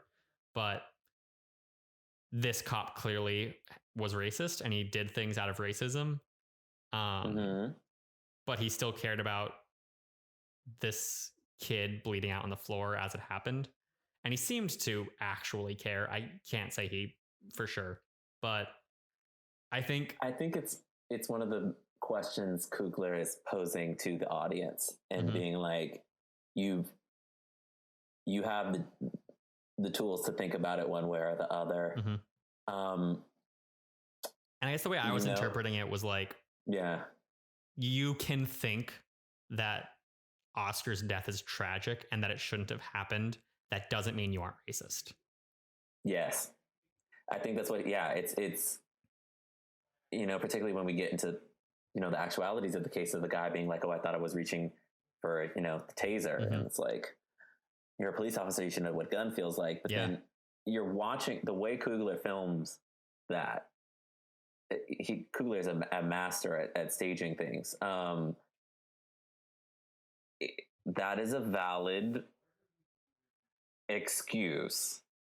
Whether I believe it or not is, different. But like for that officer, that could have been what he was trying to do. But then Coogler will circle us back around to being like, but does that matter? Exactly. Doesn't matter that he told him to keep his eyes open. Doesn't matter that he maybe didn't, what does it mean that he wanted him to keep his eyes open? Does it mean don't die because I don't want this to come back on me? Does it mean don't die because I'm, disgusted by what I did? So there's the the one telling him to keep his eyes open isn't the one who shot him. Yeah. But even him, it's like he's still involved. Yeah. It's, that's why this movie is really interesting to watch now. It's like, if you aren't actively trying to change something, like, does it matter? That's true. I think that's the thing that like a lot of people are talking about the police now. Because obviously, like the current wave of Black Lives Matter is so based in like police brutality and police shootings of unarmed Black men and women. And gender non-binary. I'm not sure if any who've been shot identified as gender non-binary, but probably. Point is, it is that... Shit, I lost my train of thought. I was going somewhere. Yes, I agree. Yes, your point stands. Yeah. Okay, Continue excellent. with recounting the terrible, awful ending to this movie. Why, thank you. Paramedics arrive and they take Oscar to Highland Hospital. Sophina calls Oscar's mom to tell her what happened. His mom meets up with Sophina and Oscar's friends at the hospital. The doctors perform surgery. They stabilize him, but he's critical. He has a lung removed and he's put on a breathing machine. That morning, Oscar's friends and family form a prayer circle. And as they do that, we see him lying in bed. We see a flashback of him with his daughter as she's being carried around on his back. It's that same cinematography we saw when they raced, when he picked her up from school, the beautiful part of the movie. And we then return to the doctors taking the blood transfusion out of him. In the waiting room, the doctor tells his mom and the rest of his friends and family that he didn't make it. And the mom goes to see him one last time. She mourns that she urged him to take Bart and asks for them to let her hug him. But because his death was ruled a homicide, he can't be touched. And this is, something I didn't notice the first time I watched this movie, that her asking to hug him is such an echo of when he was in prison. And he was asking to hug her and pleading to hug her. And from there, we go to the final scene. Sophina goes to pick up her daughter, or not the final scene, but the final sequence. Sophina goes to pick up her daughter and they take a shower, and Tatiana asks where, quote, daddy is. And before Sophina can give an answer, we cut to black. Oof. It's a rough series of scenes. Yes. I do love how this movie ends. Me too. And before we actually get to the credits, we do have the last few series text giving an update and details on the case. We learn that the officer claimed to have mistaken his taser for his handgun, as you said, and he was convicted of involuntary manslaughter, serving 11 months on a 2-year sentence. We see footage of rallies for Oscar Grant outside Fruitvale Station, and we see his real daughter, Tatiana, there. And then it's over. Whew. Yep. So that's the movie. Yes. What are your feelings coming out of it this time? I know you're giving some general vibes. So to give someone, because I see you put a note in here, were you in the Bay Area? To give you like some even further backstory, I was at home watching Dick Clark's New Year's Eve. I can very vividly remember this because I don't know if Ryan Seacrest had taken over for him at this point. But I was watching Channel 7 and fireworks go off, yay. And I'm like, oh, let me watch some more of these performances. And there's this news ticker that comes across that's like, oh, there's been a shooting at Bart. So you're like, what? And then like, I went to bed and I woke up the next day and like, all of this has unfolded. Right.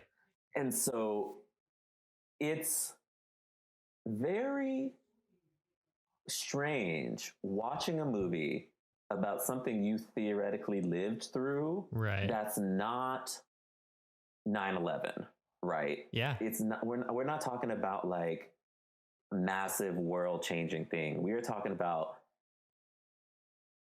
an incident that has happened near where you live. Mm-hmm. And so it's really, I'd have to look back up at my old award ticket review, but I think I've probably put something in there of like, it's very, no film reviewer is ever objective. You can't be objective. You're seeing everything filtered through your lens in which you lived. And so watching this movie is a very emotional experience because I was there, you know, like. How old were you?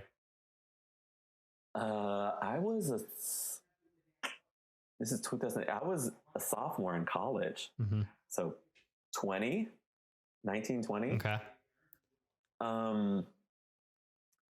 You know, and it's like watching it is so tough because like my mom took Bart every day to go to work in the morning. Right. When she went to work. I took Bart to go into the city. Like the idea of this thing that you need being a place where something bad could happen to you is really tough. And I think it's something that it's what Ryan Coogler really gets to in that last sequence of scenes where the mom is like, oh, take Bart. It's like, you just expect your life to keep going and you expect these things to keep working for you. And then they don't, you know, and now you have to deal with, you know, the fallout. And so it was really hard watching this movie that first time. And it's why I sort of key in on the moments that feel a little fiction, like that he added in for necessity.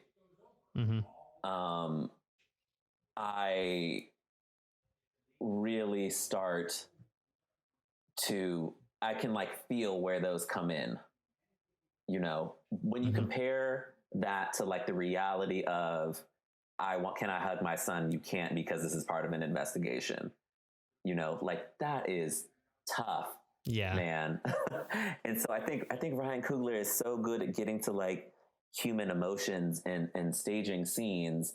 And it was really hard watching this movie because it's like that easily could have been me. That easily could have been any of my friends. And like, where do you sort of go from there? Like, and that's the feeling that I write this review, and with that, I do also feel like Ryan Coogler made some missteps in the screenplay.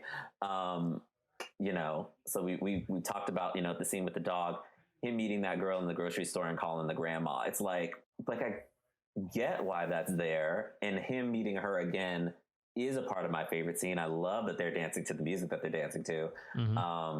That really brought me back to my days of being in high school. You know, the hyphy movement hit right when I was in high school, going on into college. So like that sense of place, that sense of like, this could be you is really strong, but it's like, do we need to see a scene of him calling the grandma? Do we need the scene of him getting the card of potentially having this future that we know is going to be snatched away from him? I don't know what the answer to that is. And so those were some of the elements where I was like, okay, if that, just to me, as the person who lived through this, you know, who watched the news reports the next day, I felt like that was a bad choice in this movie. But in terms of setting the stage, like that sequence of asking or being like, I don't want to go, come on, let's go, or I don't want to go, hey, let's go on Bart, or like, don't go, like the way he set all of that up is why I was like, you know, you're just filled with angst and dread, and he did a really, really good job. I'm just remembering just how squished I felt watching it. And so, yeah, it's tough because it's like, there's the subjectiveness of like something that you lived through that was from your home. And then just like the objectiveness, trying to blend that with like the objectiveness of like did this work as a movie? What about this did or didn't work? And so that's sort of where I come at it with. Yeah, I've had a similar experience, like obviously very different because there are not movies about, you know, a racist history of white people being shot by police. So I can't relate to that, but I can relate to like a movie that you've seen that is so personal that you can't quite separate it from, I don't want to say objective criticism because that implies there's objectivity in film, but more objective, I guess, criticism. Yeah. Because I know people who don't like The Last Black Man in San Francisco, and I fucking love The Last Black Man in San Francisco. But at the same time, have you seen it? Yes, and I'm one of those people who doesn't like it. Okay, see, I love it. And I see why you do. And the thing you have to note about it though is I watched that movie in the Bay Area at Bay Street in Emeryville, which is where I used to go see movies all the time. And I watched it the week that I'd gone up and gone to my old house, the first time that my dad wasn't living there. And I saw them tearing things out of it and tearing it apart. So I went from seeing my childhood home being torn apart to watching The Last Black Man in San Francisco in my hometown. Yeah. And everything about that movie hit for me. And I can't, like, I think it's a good movie, but I also recognize that I can't separate how perfectly timed that movie was for my current mental state. Yeah. Yeah. You come into the movie with everything that you are as a viewer and as filmmakers, you know, and you got to sort of reckon with it. So yeah, I could see, that was a bit, I can just imagine how you felt watching Last Black Man. Broke me. I'm sure it did. Yeah. It's, you know, this movie,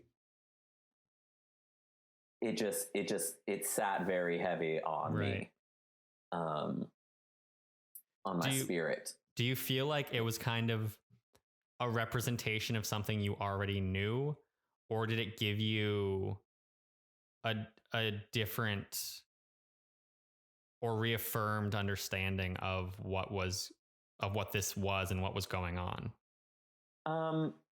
For me, it affirmed something I already knew. Which is kind of what I assumed. Yes. Growing up as a Black person, in general, you are aware that things like this can happen. And you are told all the time that things like this can happen. I think what I was intrigued about, I was really interested, particularly when I saw it at Sundance. I was like, I, in general, don't really care what other people think of movies, not in like a mean way, but just in like, it's not going to sway my opinion, whether you like it or not. Like, you know, your experience with The Last Black Man in San Francisco is not going to make me like that movie more. Right. So like, it was interesting to like ask people and be like, what did you come away with from Fruitvale Station? Like, it's one of the things that I, even now seeing it again and like really wrestling with it, I'm like, what did Ryan Coogler want me to come away with from this film? Do you have? And I don't know. I don't even know if I have an answer. To tell you the truth. No, I get that. I'm not sure I do either. Yeah, it's like, do you want? What I think he wants us to come away with is like, it does not matter the type of person that you are. Something like this shouldn't happen. Or it's like every moment is precious and you should treat it that way. Yeah. Yeah, I definitely feel like I have that I think I lean towards viewing it as like, hey, people are a mix of good things and bad things. And especially like in the wake of this event happening and before the movie came out, from what I've researched, because I wasn't really that aware of this weirdly when it happened, despite living there. But I was like relatively insulated because at this point in time, I was in middle school. Young. I was in middle school in Orinda. So it was very white. And on top of this, I grew up in a Republican household. So I was insulated. which was a weird thing to have when in the Bay Area, and a thing I eventually shed, but not until I left. Which is why I think I've like recently reaffirmed my Bay Area-ness, because I realized how much of that eventually took hold. But I wasn't super aware of this, but like looking at researching for this podcast, it sounded like there was a lot of division of some people portraying Oscar as like a saint, and some people portraying him as like a criminal, and that's who he is. And this movie to me feels like it's trying to, and I think relatively succeeding at pulling those pieces together and being like, no, he committed crimes. Yeah. And he can be aggressive, and he can do wrong things. He cheated on his girlfriend, who was the mother of his child, but he's also a caring person. And also none of that matters at the end of the day. Yeah.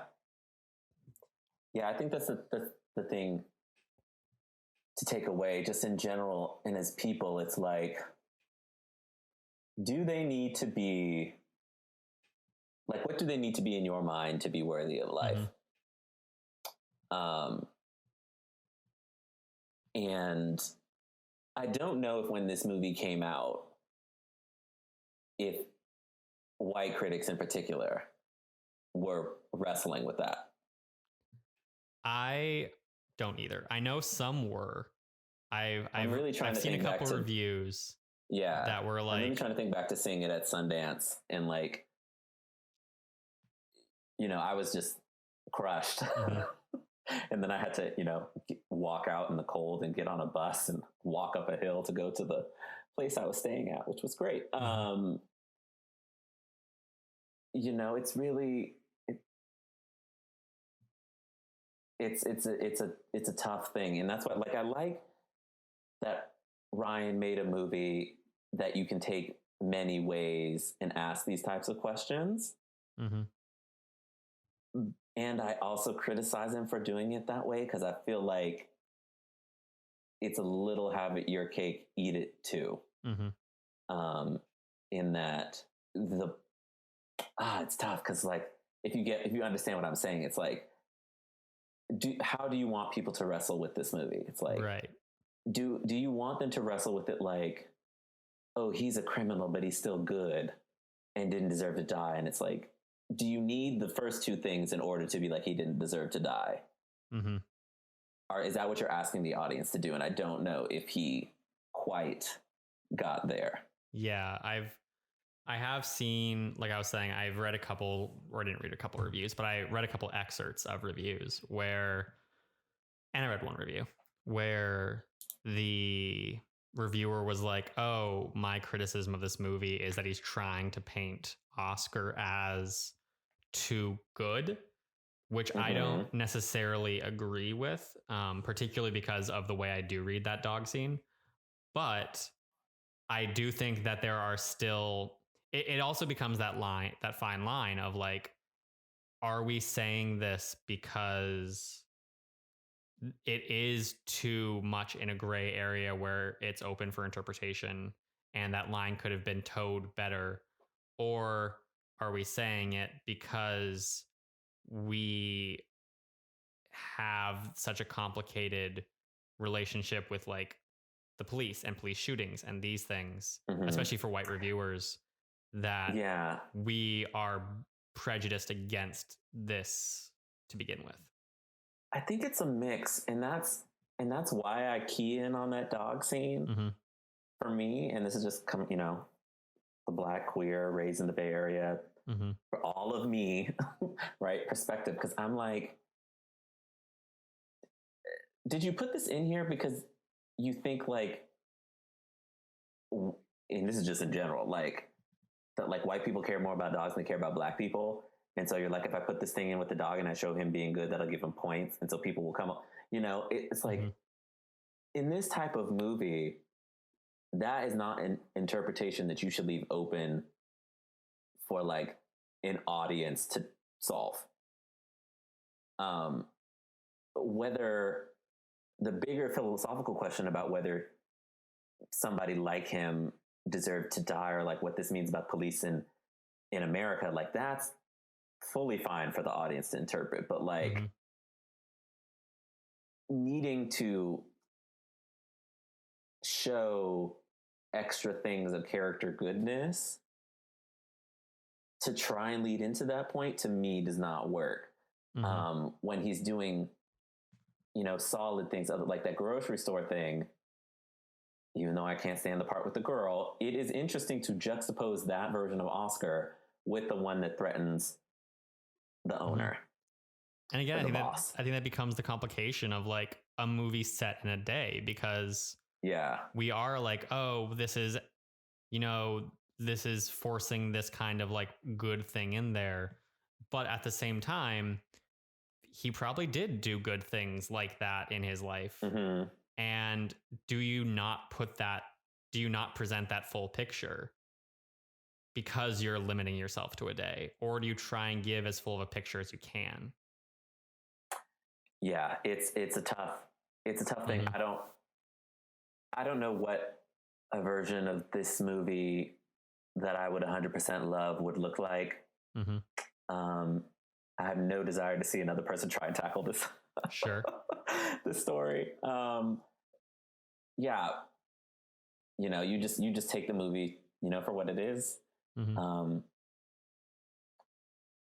And yeah, there are really standout moments, and I do think it's really interesting to see where Coogler has gone since, and using these as like the building blocks. And I think that, the first part of this movie just made me ache to be back in the Bay Area. Right. The way he shot it, what they did, the music, how Ludwig incorporates the Bart sound into his score. Mm-hmm. It's sort of one of my first experiences with a score that was like built to be like thinking about score as atmospheric versus thinking about score as orchestral. Mm-hmm. This and Looper are sort of two that come to mind off the top of my head as like the ones where I was like, oh, so like composers don't just go with an orchestra. Mm-hmm. Like they use sounds from where they are and they build that into tracks and turn that into music too. Oh, that's interesting. And I think the approach worked well here. But yeah,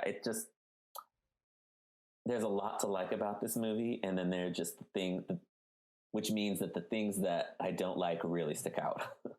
Right. That makes sense. Yeah.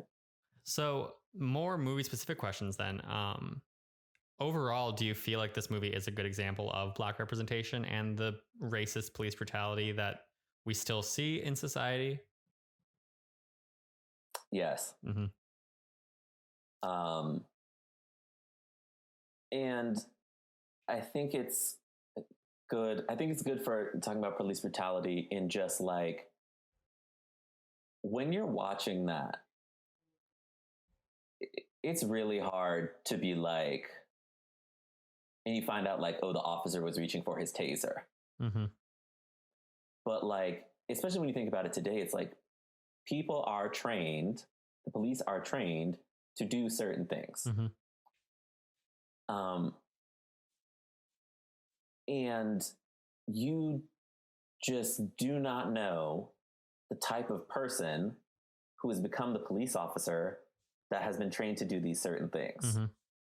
And that is what we're seeing, especially right now. It's like, even the quote unquote good ones, it's like, if you are participating in a system, actively participating in a system where there are like all of these bad apples and not trying to actively do anything about it, like and this is just showing you that like, maybe the officer who shot him was 80% racist and Chad Michael Murray was 40.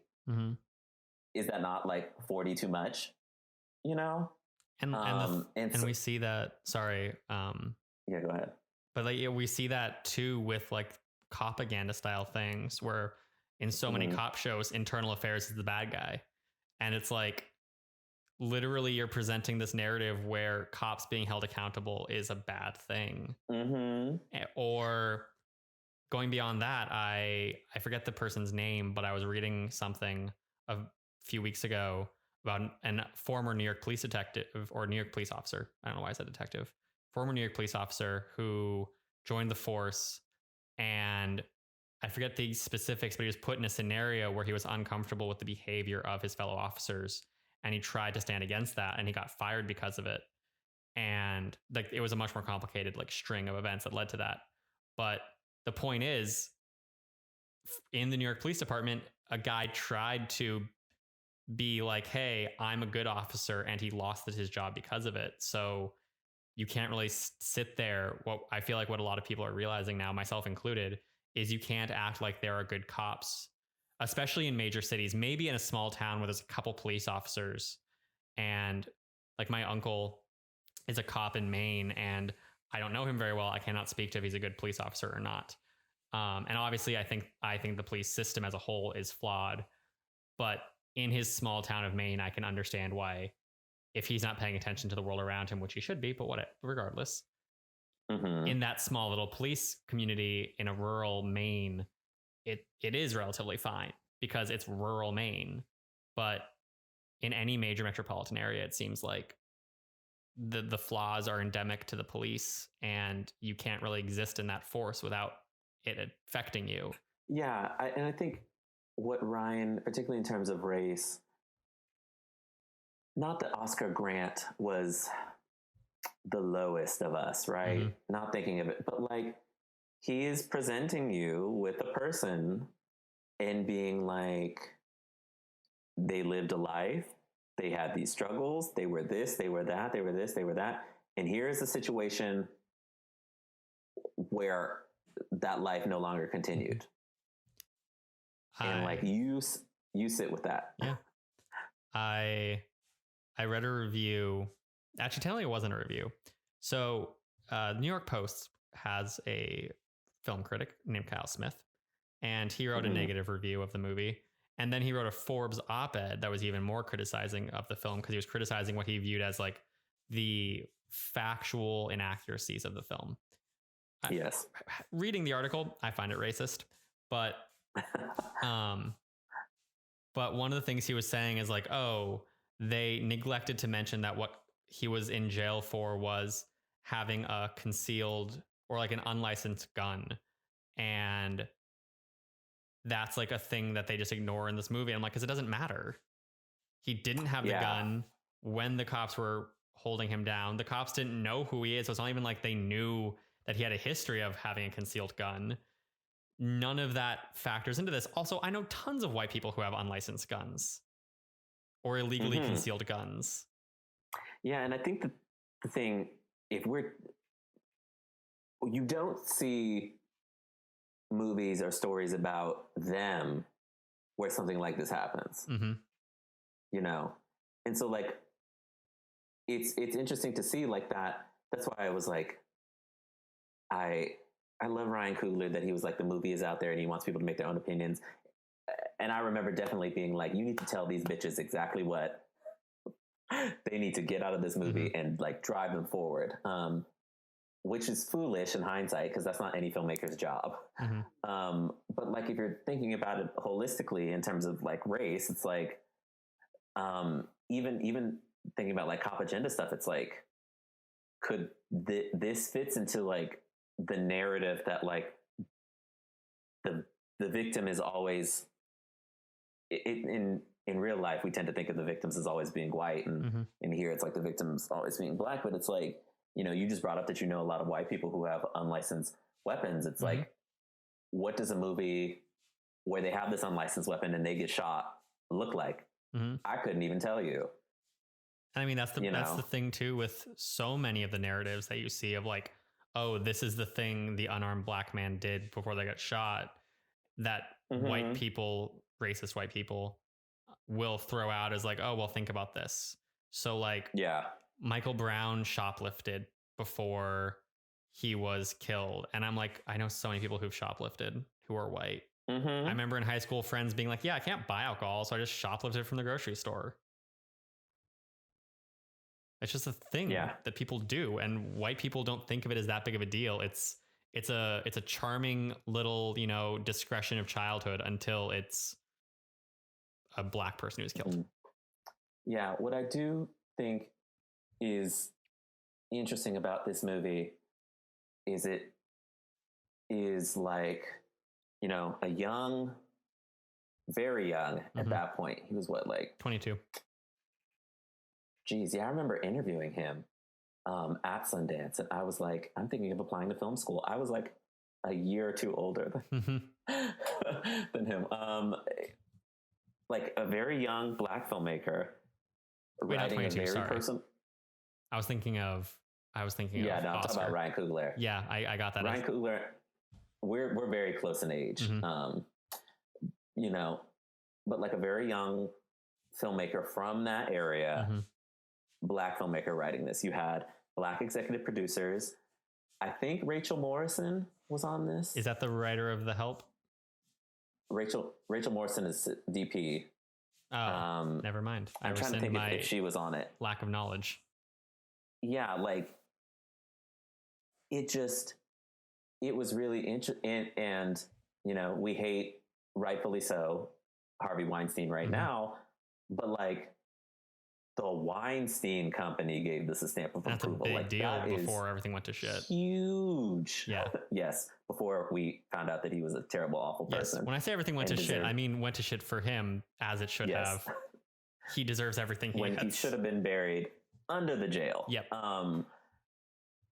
You know, so but it was really interesting to see that coming out of Sundance and like what that meant. And I think if, you know, you're thinking about like representation and was it a good example? I think it was, because it allowed, you know, it opened some doors and it allowed people to understand a different type of story. And that's why I love movies. I don't need your movie to be quote unquote universal, because the more specific you get, the more universal it will actually be. So if you think of something like Lady Bird, that was literally me and my mother in high school, you know, in a different form of fashion, right? We were the Black version of that, but like that sort of, and so like here, that movie this Fruitvale Station is so Black and it is so Bay Area, but like it can speak to a bigger message. Yeah. And like so my favorite movie is Sing Street, which is a movie set in 1980s Ireland. I am not Irish, nor did I live in the 80s, but by making it so like personal to the character and his family relationships and all of that stuff, it becomes universal because it's because it just feels true. Sing Street is very good. Sing Street's so good. I love it so much. Anyway, so if you don't have anything else to say in regards to like it as a representation of Black America, where do you feel overall Hollywood is deficient in its representation, both in front of and behind the camera? I'm sure you could talk at length. Ooh, we could be here all day. I mean, one of the tough things about this movie, for me, is that like I mentioned, we don't want to go to movies to see regular people, but it would be nice. You know, I think where Hollywood struggles, it's like twofold. It's like one, it's the everyday story that we don't see. Like if you think about the breadth of stories that we get about just like white people in America, and then you think about what you're seeing about Black people in America, it's like you've got, you know, your super inspiring, go all above and beyond figures. Your Malcolm X's, your Martin Luther King's. I'll even throw Black Panther in there as like your superheroes, for lack of a better word. And then you've got like sort of the lower class of people. You've got your maids, you've got people like Oscar Grant, and it's like all of those stories are valid, but like there's like a chunk in the middle that's missing. The to quote Summer Player, who's a fellow DKA alumni, there's a lack of Black joy. Yeah, just like and there's joy in Fruitvale Station, even though it like slapped with existential dread about 2 seconds later, you know. But just like, where is the middle story? And you're seeing it, I think, with Ava DuVernay, even though something like Queen Sugar, even though there's a character on there who has gone through police and they're dealing with drug issues and familial things and yada, yada, yada. Like, that's a family story, and it's a family drama and family mess. And it's like, that middle is missing. And then like the second part, to me, just thinking about subject matter and how it relates to representation, think about somebody like Alicia Vikander, who can do a futuristic movie in Ex Machina. She can be in a period piece literary drama in Anna Karenina, Anna Karenina, however you pronounce her. I always say that wrong. She can be in that A Royal Affair movie with Mads Mikkelsen in a different language. They have cast her as Laura Croft. She won an Oscar. But think about like the breadth of those movies by virtue of her skin color. Like, that is the reason why you have people like Danielle Brooks and Winston Duke, who are two people that come to mind immediately, who are like Black people that came out of Juilliard at the same time as their contemporaries, and they are just not going to get the opportunity. Like, we don't see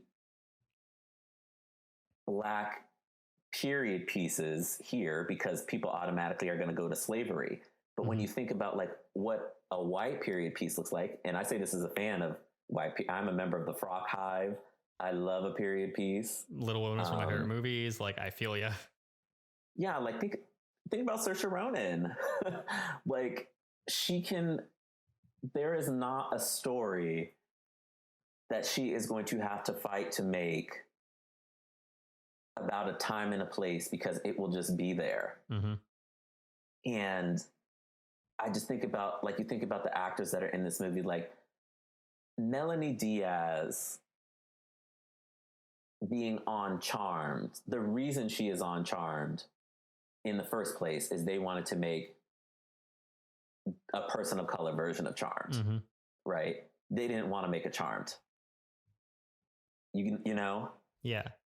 It's like there are all of these pockets in different areas of that mainly white cisgender actors can fit in and go to have these blossoming careers that people of color just cannot, because, you know, maybe we'll see that there's what's the name of that movie with Constance Wu? Oh, Crazy Rich Asians? No, not Crazy Rich Asians. The one that she's doing, it's like a period piece set in like Regency England. Ooh, I have no idea. And I'm so excited for it because I love Regency England. I love Constance Wu. And it's like, yeah, like people of color were around there, and also just throw some people of color in a movie about Regency England in some nice clothes and a really good plot, and you'll have a good movie. And so that is something that's really tough to navigate, which is why, but it's tough because Hollywood is always going back in time. And like maybe 20 years from now, when like a period piece movie for them is going to be like the 70s and the 80s, it'll be a little different. Because when Hollywood thinks period piece, they think like wartime, or they think England, and they're like, oh, but we can't put, you know, Black people in that. And so it really limits how people can move. Yeah. Which is why it's been interesting. You know, the star of this movie is Michael B. Jordan, and he talked about wanting to go up for white roles. And part of me was like, I get what you're saying. But also like, ew, you know, ew. so yeah, that's where the struggle. Other, also in developing voices, and I think maybe the third area, if I had to choose the three, not being given space to fail. Josh Trank bombing Fantastic Four is not stopping John Watts from getting Spider-Man Far From Home. But like, if you are not a white dude and your movie does not do well, maybe the next version of you is not getting that chance, Yeah, I mean, like we saw that with women in superhero movies where Catwoman was a terrible film, and because of that, there were no women-led superhero movies for decades. Yes, which is wild because women superheroes are some of the better ones. It's true. It's really true. Yes, particularly with the X-Men. Yeah, and so like, you gotta have the space to fail. But yeah, the thing that the more, as somebody who really loves like Regency and medieval stuff, the owner of a sword, the person who goes to Renaissance fairs and things like that.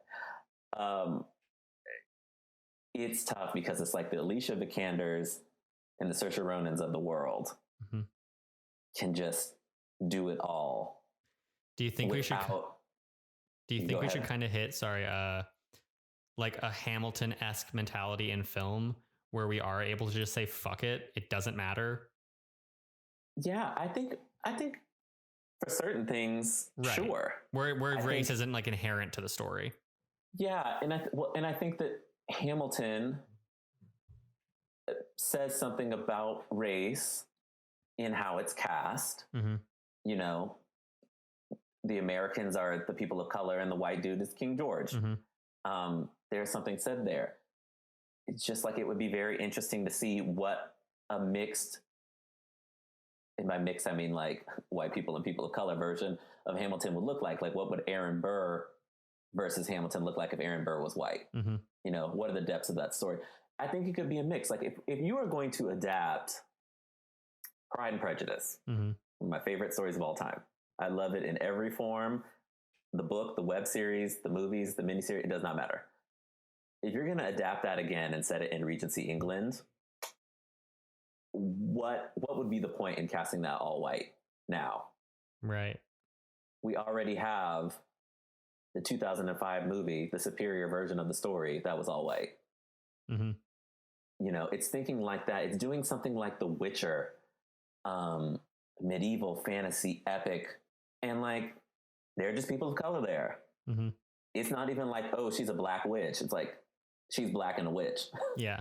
I had that with Red Dead Redemption 2 recently, where I just started playing that game, and so many stories that are set in, cowboy era don't have people of color, or if they do, it's the evil Indians. And in Red Dead 2, I mean, like, a lot of the characters are white. It's not great representation. I'm not trying to argue that it is, but your crew does have like multiple people of color. You have an indigenous guy and a Latino guy and a black guy. And that was really cool, because there are points in time when I'm riding around in this game and the crew with me, I am the only white character. And I've never seen that in a cowboy setting before. Yeah. It's also factually accurate, but yes, that's a whole other thing. Yeah. And it's just like, I just think it's, what's the issue really right now is just like, there is just not a mix. It's like we're at one extreme or the other. And we need stories of every culture that are specific to that culture and demand the casting to be specific to get the essence of the story.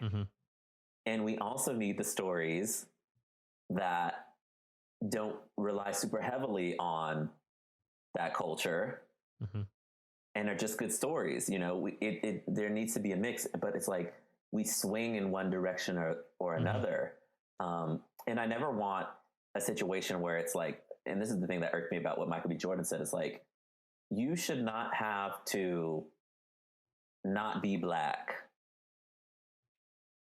in quotes, to get that part. But then, like, the character also does not have to be whatever the stereotype of Black is in that movie for you to be considered. So it's like that double-edged sword. We just need the mix, man. It's like movies have been around for too long for us to be doing like another period piece set in, you know, I've been watching Belgravia, which is great and a wonderful mess, a wonderful white people mess, you know, but like, did Julian Fellows need to cast it that way? Not really. I was reading, or I wasn't reading, I was on TikTok because I'm on TikTok a lot now.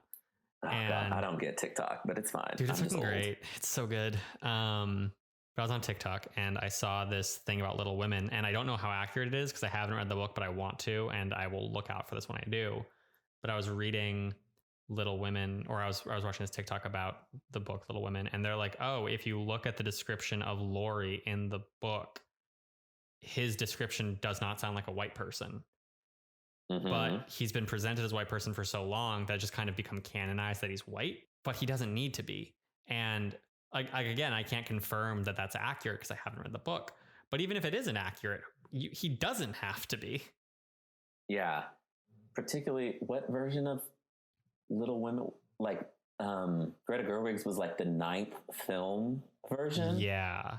And there was also like, miniseries. Like we did an episode on Little Women on this podcast, and yeah, there's been like 30 adaptations. I was trying to track how many adaptations there were, and I was like, I literally can't. Also, there's basically been one every year this decade. Yeah. It's just it's tough. There needs to be a mix. There can be the mixed race or blind casted version of literary tales. There can be the, you know, Black experience specific stories. There can be the comic book stories. There can be all of these things. And these studios are just so slow to realize that they will make money doing that. And the problem is, like you're saying, with like, if one person fails, it kind of could have repercussions. Studios wait until they see proof. And I think you can see that with Fruitvale Station itself, where now that Fruitvale Station is out, we are seeing movies set in the Bay Area about the Black experience. We are seeing Blind Spotting and Sorry to Bother You and Last Black Man in San Francisco, which is very cool. But you needed Fruitvale as a proving ground, or companies would not invest. Yeah, so it's just a mix of a lot of things. I just think, you know, if the Ryan Murphy series Hollywood, you know, which I had my qualms with some of it. But it has its ups and downs. It has its ups and downs, but it did show theoretically, right? Like, you have to take a chance at some point. Yeah. Like, I think about like Netflix greenlighting The Old Guard, because that's currently the hot movie that we're all watching because it's on Netflix. And I was like thinking to myself, I was like, no studio would ever greenlight this but Netflix. But look at what they're reaping. Absolutely. From that. A Black female director, you know, who's about to direct Viola Davis in her next movie, in this big budget epic. A gay couple where we literally stop the movie for this monologue about how much he loves the other dude.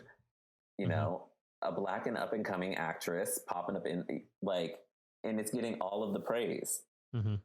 Yeah. I'm hoping, I feel like in a way we have progressed a lot in media recently, and I don't know how much value I should put in that and how much I shouldn't, but I'm watching The Legend of Korra right now and love that show. But, you know, the end of The Legend of Korra, I don't know if you've seen it or not, the end of The Legend of Korra is an implied romantic pairing of two women. But it was only implied because Nickelodeon would not let the showrunners 100% canonize it. So they had to canonize it in comics that come after the end of this actual show. Which is annoying. But that isn't really a thing anymore. Like it is in certain areas, like Pixar only barely has it, and like Disney's its whole thing. But I can watch animation for children with gay characters. It exists now. Yeah, it's like we're getting there. I think the one thing that is tough for me personally to realize is just that it things take time. Yeah. You know, I think you will really start to see the effects of storytelling of our current moment in like 2 or 3 years. Like even with Brooklyn Nine-Nine being like, oh, we need to scrap all of our scripts and go back to the drawing board. Yeah. Like these shows and movies that have been in development or about to come out, you know, were already done. And now it's about like, okay, what is being bought that's going to go forward, that's going to be in development that 2 or 3 years from now we will see. And so like things take time.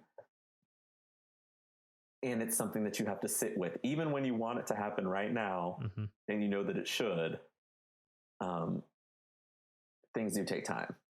And beyond that too, just because there has been such a lack of representation behind the camera and like with screenwriters and stuff like that, you know, you can't just snap your fingers and have, you know, like the perfectly talented director if they haven't been given a shot up until now. You need the time to develop them. So, which sucks, but like I know there's been a whole thing with like TV where Black people and other people of color have been hired into TV shows, writing rooms, but aren't promoted, which is awful. Yep. But in that because Kirk Moore,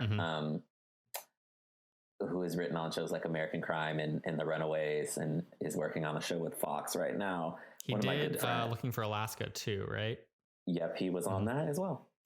And he was on 13 Reasons Why on the only good season, which was season 1.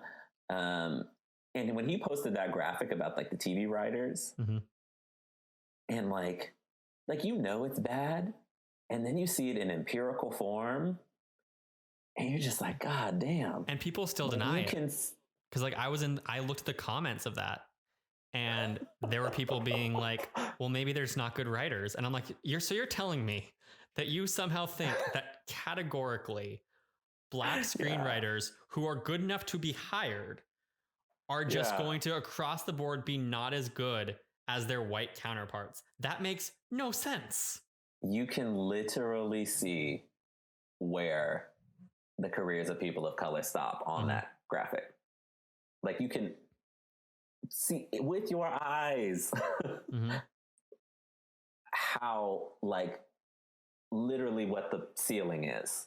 And you can't you can't just jump to having people of color representation in TV when people of color aren't being moved through those positions to earn the top spot. And like obviously yes, there are people who just jump to the top spot. It happened with like The 100. The creator of that show only wrote movies, most of them unproduced up until that point, and like Lena Dunham. But of course, both these people are white. The best example I can think of someone jumping straight from not making TV to making it to running a TV show that's a person of color is like the creator of Dear White People, but he made a whole ass movie. Yeah, Shonda Rhimes. Did she jump straight to it? She wrote The Princess Diaries 2, I think. Oh. Or 1 or 2. Yeah, she wrote those movies. Holy shit. And, you know, her first TV hit sort of out of the gate was a tiny show called Grey's Anatomy. Right, yeah, I never heard of it. It's tragic that it ended so soon. Yeah, you know. Yeah, it ended, you know, it never ending. I literally cannot believe that show is still on the Every air. time someone tells me, including literally right now with you telling me, I'm surprised.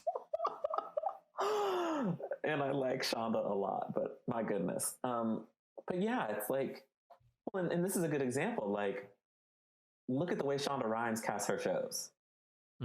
So like, you see that Grey's Anatomy cast, and that was in like, what, 06, 07? Like, all of them Black people up in there. That's like unheard of on a medical show. And then you think about the stories they were able to tell. It's like, it both is nice to see Chandra Wilson playing this character, and it's like a Black woman in a position of authority, and how wonderful. And you've got the Black head of the hospital, and that's great. And he had this whole thing with the main character's mom, and all that is juicy and great. And then you come up on a story where like that shooter was going through the hospital and she had to say she was a nurse. Mm-hmm. And like, yes, that would hit if she was a white woman. Like that story would feel powerful because it's like this woman who is in this position of power having to admit she's less than. But it like quadruply hit because she was Black. Mm-hmm. So it's like she's probably one of the only Black women in the country doing that job. And in order to save her own life, she has to pretend to be less than. And then that's sort of carried on throughout. And so like those are the opportunities that you get when you think a little more outside of the box. Yeah. And she is a great example too of like the subtle things that white people just don't know being put into media. Because I know that like I have not watched that much of How to Get Away with Murder, but I watched it for a season. And yeah, it was a lot. But that show taught me that Black people will make themselves look lighter with makeup and wear wigs, because I didn't know that until then. Yes. Yeah, it's funny because I shot a web series Once Upon a Blue Moon called The Vampire Resistance Corps, and my lead actress, who is now on Doom Patrol, damn, Karen Oberlin, she's great. I love her. She came in one day with a wig. She was like, "Oh, so do you want me to wear this wig?" And I was like, "What are you talking about?" And then I had to like process that, like, oh, I had seen her without this wig. And then I was like, oh, like, wow.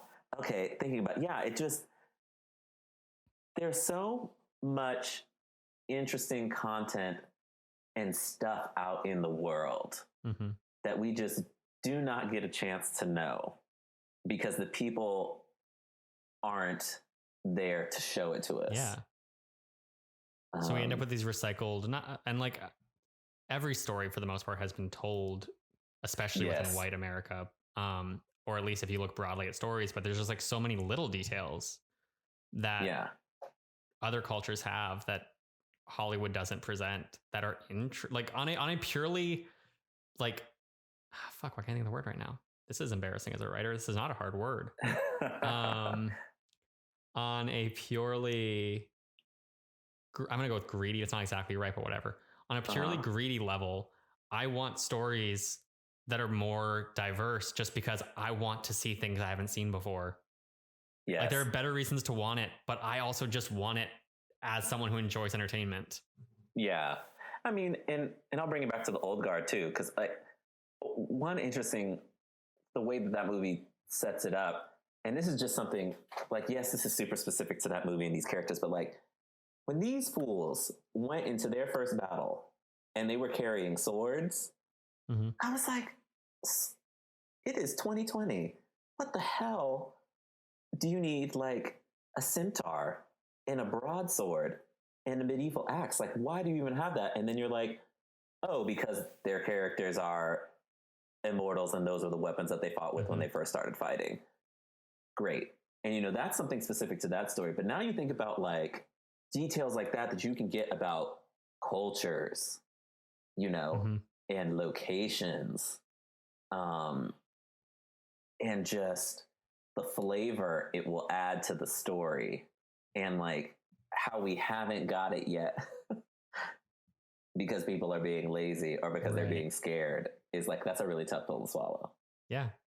I said this I've started to skew away from this, but for a long time when I would write stories, I tended to write female protagonists, and I've started to write male protagonists more because I'm starting to write stories that are just a bit more personal to me, and I need to write from a perspective I understand. But when given the chance, I write female protagonists because I'm like, look, I've seen a lot of movies that star men. It's not me trying to be like woke. It's just me cheating because it's more interesting immediately. Yeah, and and this is a question I had for you is like, in doing that, like how hard is that for you?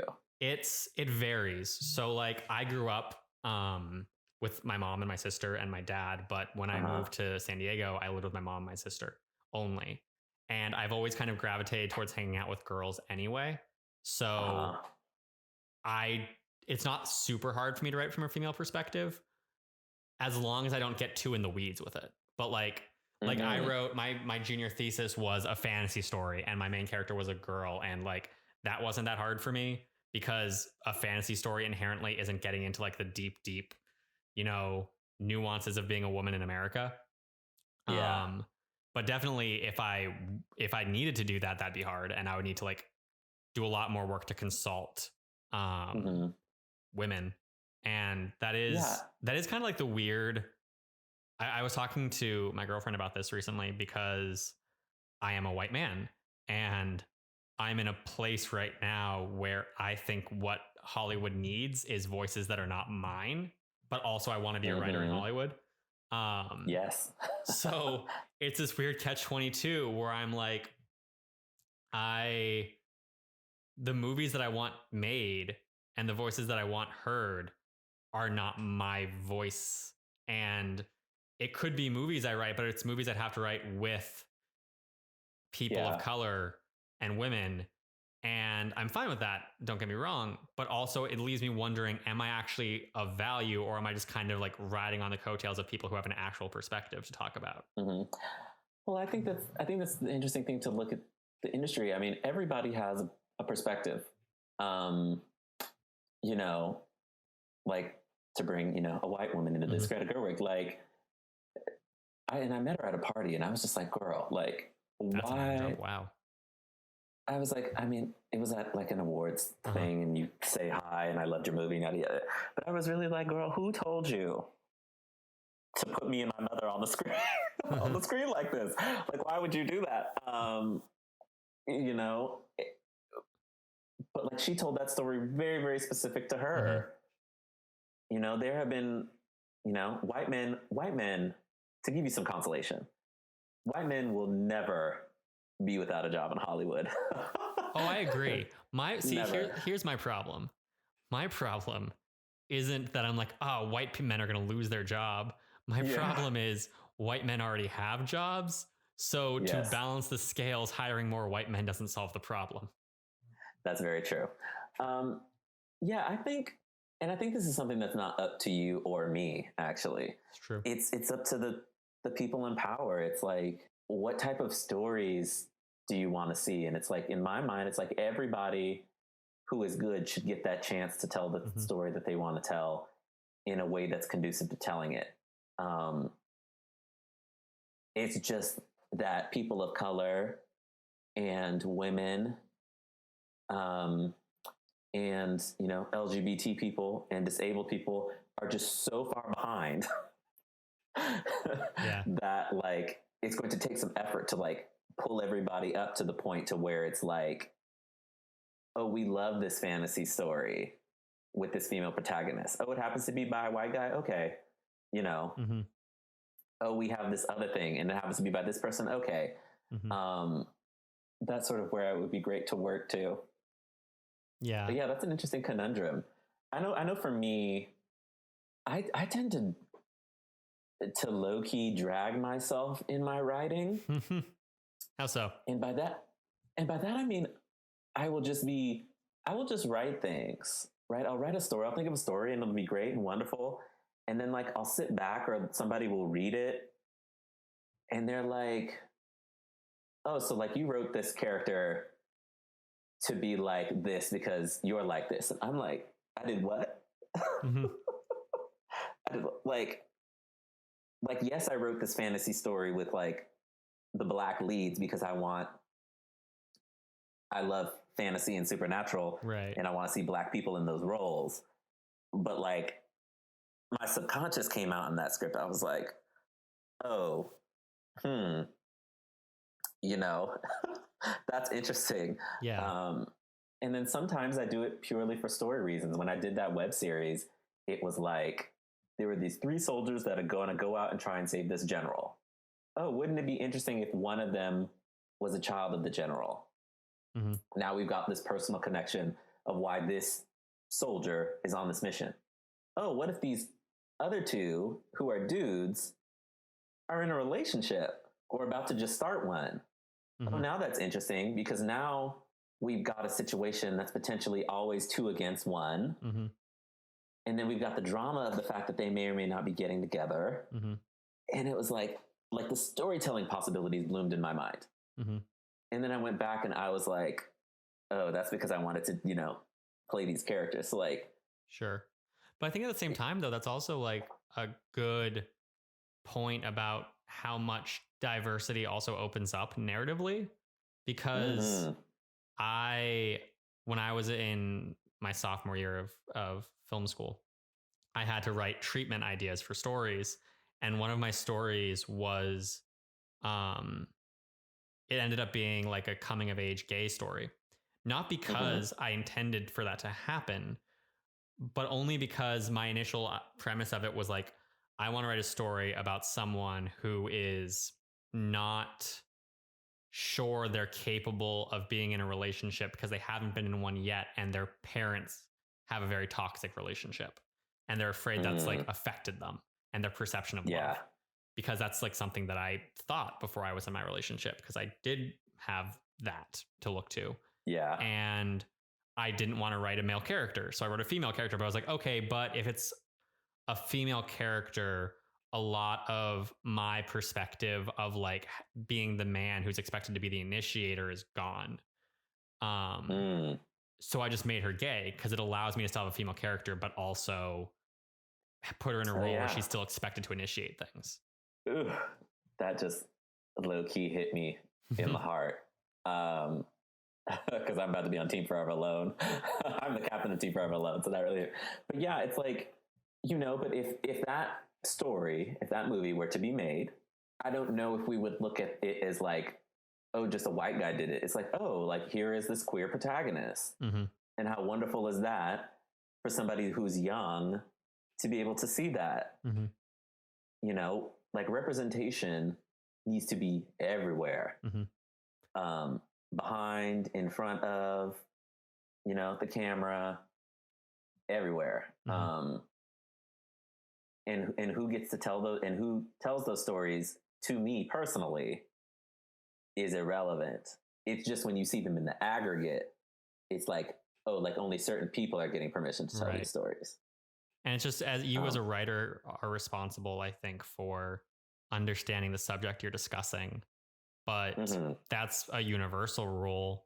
If you write about a specific job that you aren't familiar with, you have to research it and learn about it. Unless you just write something super fantastical, so you don't have to deal with it, which I do frequently because I don't want to research. But we'll see. And that's what's you say that, and I'm like, I have a Pinterest board filled with 200 pins for a pilot that I've already written that I add to every day just because I see something that reminds me of the pilot. But I really need to get on Pinterest. I love Pinterest. If you have any people out there who listen to your podcast who want to do things related to telling stories, Pinterest is great. It's one of the things, or if they're interested in costume design, because I have a whole board dedicated to a costume that I may or may not get to wear next August, depending on how things go. I started looking into houses because I was bored, and I was like, I wonder how much houses cost in Los Angeles. Because I never actually looked at the purchasing cost. I just looked at rental. And then I fell down a hole, and then I started being like, oh, I like this feature of this house and this feature of this house. Yeah. And my girlfriend was like, this sounds like you're making a Pinterest board, because I was like saving photos, and I was like, maybe I should get this. Yes, Pinterest is great. And it's wonderful for storytelling purposes and research purposes, because it's sort of like a community aggregator. It's funny because you have a question in here about how does it shape you as a filmmaker. Yeah. I feel like we're talking about that. Yeah. And thinking about it. For me, there was a point in film school where it was about when I was making my 600, when I was getting ready to make my werewolf movie, The Pull of the Moon, where I started thinking about the protagonists that I had in my stories. And not that I would never write a white lead character, because I'm working on a pilot potentially. Well, white woman lead character. I got to that 600, and I was like, a werewolf movie with straight white people. How boring. Yeah. And that was influenced because I've been watching True Blood and Teen Wolf and Vampire Diaries. And I was like, I'm not seeing like the gay people front and center. I also can't think they of might be there. Is anyone not white in Teen Wolf? Ooh, that is low-key shady. Because the lead, Scott McCall, played by Tyler Posey, right, is Mexican. Right, you're right. But I won't say that was a racist remark. Thank you. That is the reason being that's a common criticism I had of the show, that many people had of the show. It's like they wanted, and here this is getting into our topic about like representation and what it means and what's good and what's bad and like how specific you need to get. Like they might have cast Latino Tyler Posey to play this Latino character, and they didn't give that character any kind of Latino identifying anything until like 3 seasons in. To the execs at MTV, to Jeff Davis, to the marketing team, to how they were positioning that thing to the general public, it did not matter in the way that he was like raceless. And when people see raceless, they default to white. Yeah. And I've seen that in other things too, with like in the sequel to the Percy Jackson series, Heroes of Olympus, one of the characters is indigenous, or half indigenous because her mom is a goddess. But I've seen a lot of things on TikTok where people are like, oh, like cosplaying these characters. And I've seen a lot of white people be told like, oh, you're the perfect person for this character, because the girl Piper, I think that's her name.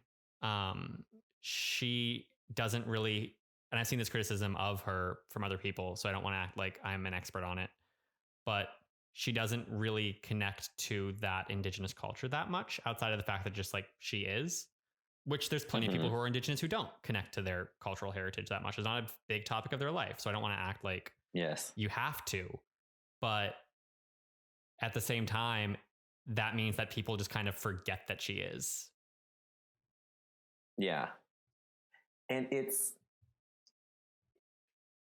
like, that's like the bigger picture things for me is like, there should be room for me, it's like the way I think about it, particularly with Teen Wolf, because, oh God, I could talk about that show forever. And also on that note, I just remembered that season 3 had the whole Kitsune arc, which did introduce non-white characters distinctly. Jesus. And I forgot about that for a second. Yes, because the show forgot about Kira. Yeah.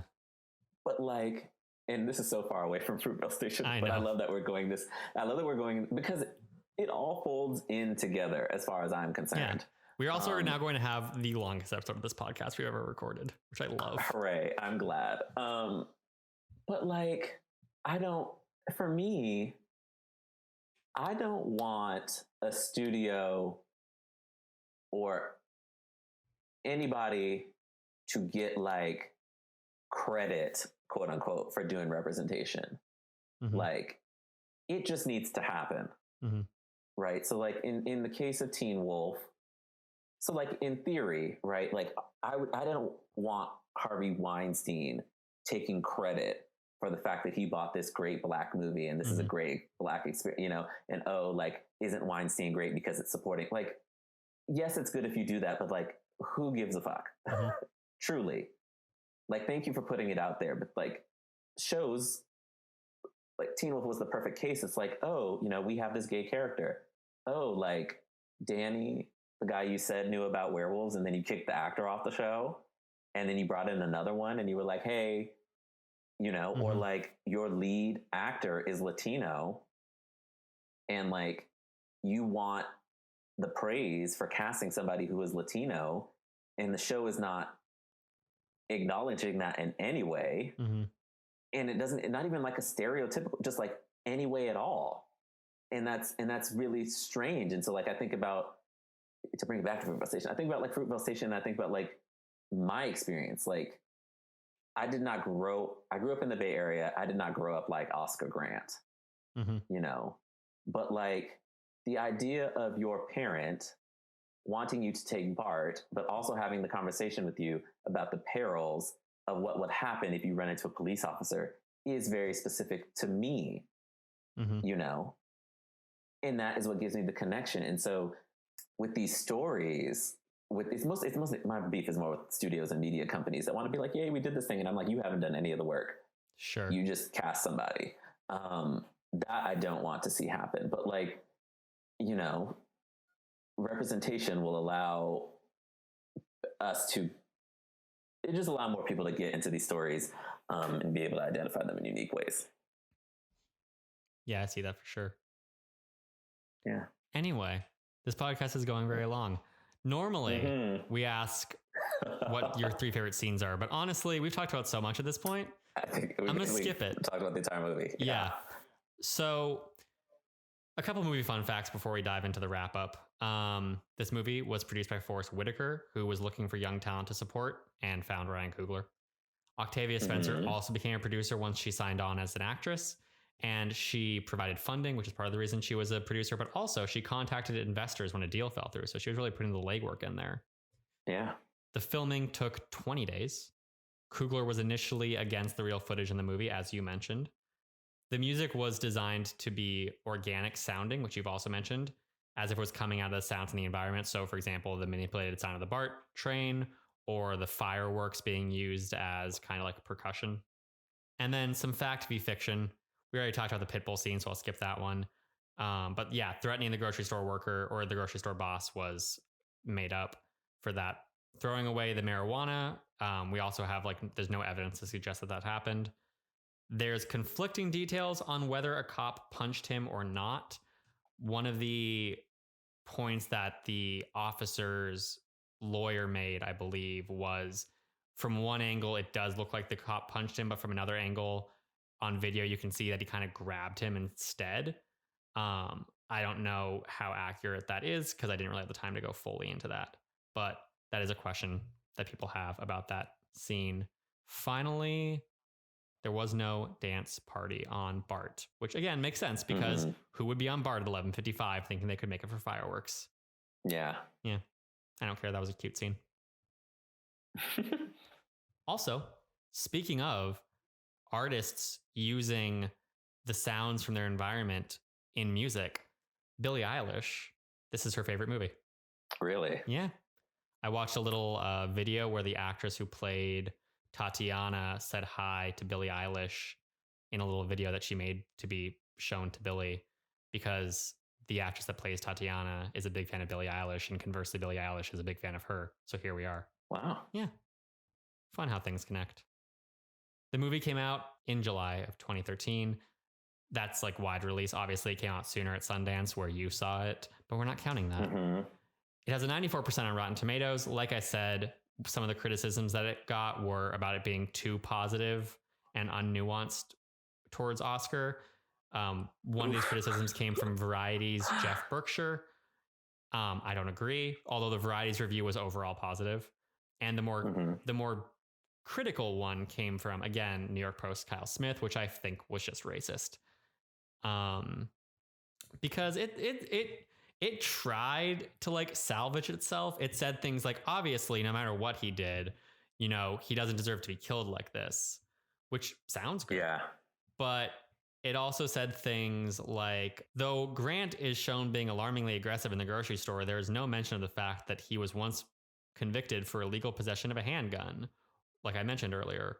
Or Grant, unmentioned in the film, had already fled from and eventually been tasered by a cop after a 2006 traffic stop. And I'm like, yeah, it wasn't mentioned because it didn't fucking matter. Yeah. Or Grant might well have turned out to be a fine young man, but even if he didn't, this low-level criminal did not deserve to have his life taken from him so soon. And I'm like, okay, sure, the end of that sentence is good, but you did just define him as a low-level criminal, which yeah, no. Well, I think that's part of the point, and that got to my bigger thing about Ryan Coogler being like, you need to tell these people what you mean. Do you feel like Blind Spotting did a better job of that? Oh my goodness. Yes and no. I love Blind Spotting more than I love Fruitvale Station. I agree. What annoyed me the ending of Blind Spotting is divisive to my brain. I get that. I get that. I think it did a really solid. I think more because Blind Spotting can take place over more time. It really gave you sort of like an understanding of maybe what Oscar was trying to do in this day, right? Just over a longer period of time. Makes sense. Back to the reception of the movie. It did appear on numerous critics' top 10 lists. It won and was nominated for many awards. Notably, it won Best First Feature at the Independent Spirit Awards. A lot of Independent Spirit Awards representation in this movie's casting and eventual existence. Yeah. It made $17.4 million on a $900,000 budget, which might make it, adjusted for inflation, the cheapest produced movie we've ever talked about on this podcast. $900,000. Yeah. Jeez, That's both so much money, but also in the scope of movies, so little money. What's funny, because you were talking about houses in LA, and I too, because I've been watching a lot of HGTV that's on Hulu, looked up housing costs in LA. And today I put like a cap of $900,000. $900,000 will get you a basic house. Yeah. I found like one house in Glendale for $900,000 that I really liked, and I was like, "This is it! 3-bedroom, 2-bath, man, living the dream."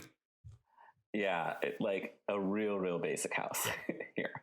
It's a house where I'm like, "This is great," but if I want an office or more than 2 kids, I'm fucked. Yes. Anyway, regardless, on the topic of actual Fruitvale Station, which we got away from so many times. Wrapping things up, what are your closing thoughts on this movie? It's a very thought-provoking film. It's a very, very good first feature. And I like it. I don't love it. Okay. I get that. Yeah. I think I'm kind of in the same boat. Like I gave this movie a pretty high Letterboxd score. I think I gave it like a 4.5 stars. But because I think it's one of those things where it's so distinctly a voice that I don't know. Yes. I don't know. Like there are certain movies where I'm just like, that thing is a bad decision and I don't like it. And I think this decision would work better. But this is just a movie where I'm like, I don't know if anything would work better. This might just be what this movie is. Yeah. Yeah, I agree. Yep. So if people do like this movie, though, is there another movie you would recommend that they watch? I'm going to recommend 2 movies. Okay.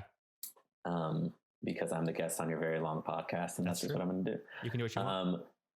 The first movie I want to recommend is Killer of Sheep.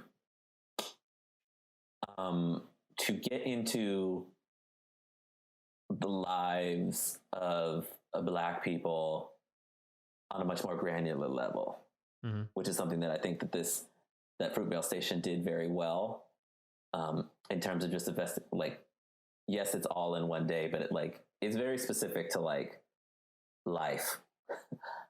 And Killer of Sheep by Charles Burnett is that. It's on the Criterion Collection. The second movie I'm going to recommend is Coach Carter, because you need something to uplift you after you watch Fruitvale Station. Amazing. And Coach Carter is a Bay Area story, based on the high school that was a fence away from the high school that I went to. Okay. And it's about, people of color overcoming the odds. It starts very young. Rick Gonzalez, Sam Jackson plays the coach. It's great. Great. I am going to steal your idea and also recommend 2 movies in that case. The first one is very basic in terms of like, this is a movie that's similar to Fruitvale Station, but Do the Right Thing. It's also a story in a day that ends with violence at the hands of police. And I also just think it's a very fucking good movie. I just watched it for the first time recently and I love it. However, if you are looking for something more uplifting, this movie really does not connect to Fruitvale Station in any way aside from like Black representation. But Hearts Beat Loud is very cute. I don't know if you've seen it, Terrence. I have not seen it. Do you know what it's about? I do not. Okay. So we were talking about like there's no middle for Black representation in film. And like, you're right. But Hearts Beat Loud does kind of hit that point. It didn't do very well overall. And it's not like a super dramatic movie. So like, I kind of get why. It's just kind of sweet, but it's a small indie movie about dad and his daughter. The dad is played by the guy who plays Ron on Parks and Recreation, whose name escapes me, Nick Offerman. Nick Offerman. Yeah. But his daughter is half black, and the mom passed away when they were young. So it's his relationship with her. She's also gay. And the movie is about them starting a band together, and also him dealing with potentially losing his record store that he's been running for decades, and also her having a relationship with this girl before she goes off to college. And it's all very cute and heartwarming, and there's music, and the music slaps. I watched this movie in Austin, not to keep connecting things back to DK, but I watched this in Austin when I was there for DK's national convention. And I went with new friends I made from other chapters, and we all were like, this is so cute. And then we walked back to the hotel and went to the record store on the way there, because we're like, hey guys, a record store, like the movie. And yeah, that's perfect. In the record store, I found the vinyl soundtrack to Hearts Beat Loud and bought it, and it slaps. It's so good. Oh, maybe I'll check it out. I'll add it to the list. It's I don't have anything better to do these days. It's very cute, and it's, you know, a gay black girl representation. Anyway, that has been That Wannabe Film Class. Terence, thank you so much for coming on, for talking to me for a truly long period of time. Thank you for having me. Yeah, of course. If people want to check you out other places, where can they find you? I write reviews when I remember to do them on my site, lenoirauteur.net, spelled LENOIRAUTEUR.net. And then you can find me on Twitter at Terence B. Johnson. That's Terence with one R, no A. Awesome. You can find me, as listeners who've been here for a while surely know, at Mr. Bento Box everywhere. Instagram, Twitter, where I'm most active is Twitter. Probably choose that if you're looking for me talking about things, as well as like TikTok, which I haven't posted to for a while, but I've made TikToks before. And frankly, I'm fucking funny. And Letterboxd, where I have many opinions and reviews that are all jokes for the most part, but jokes with honesty. This has been That Wannabe Film Class. If you liked what you listened to, you can rate us and review us on iTunes. You can subscribe to us on whichever platform you prefer, iTunes, Spotify, YouTube, if you so prefer. Wow, I really have lost my handle on the outro. I used to be so good at this. Fuck. Anyway, regardless, this has been That Wannabe Film Class. Thank you so much for tuning in. We will be back next week with another movie. I have not locked down which movie that is yet, because we're still working out people's schedules. So it'll be a surprise.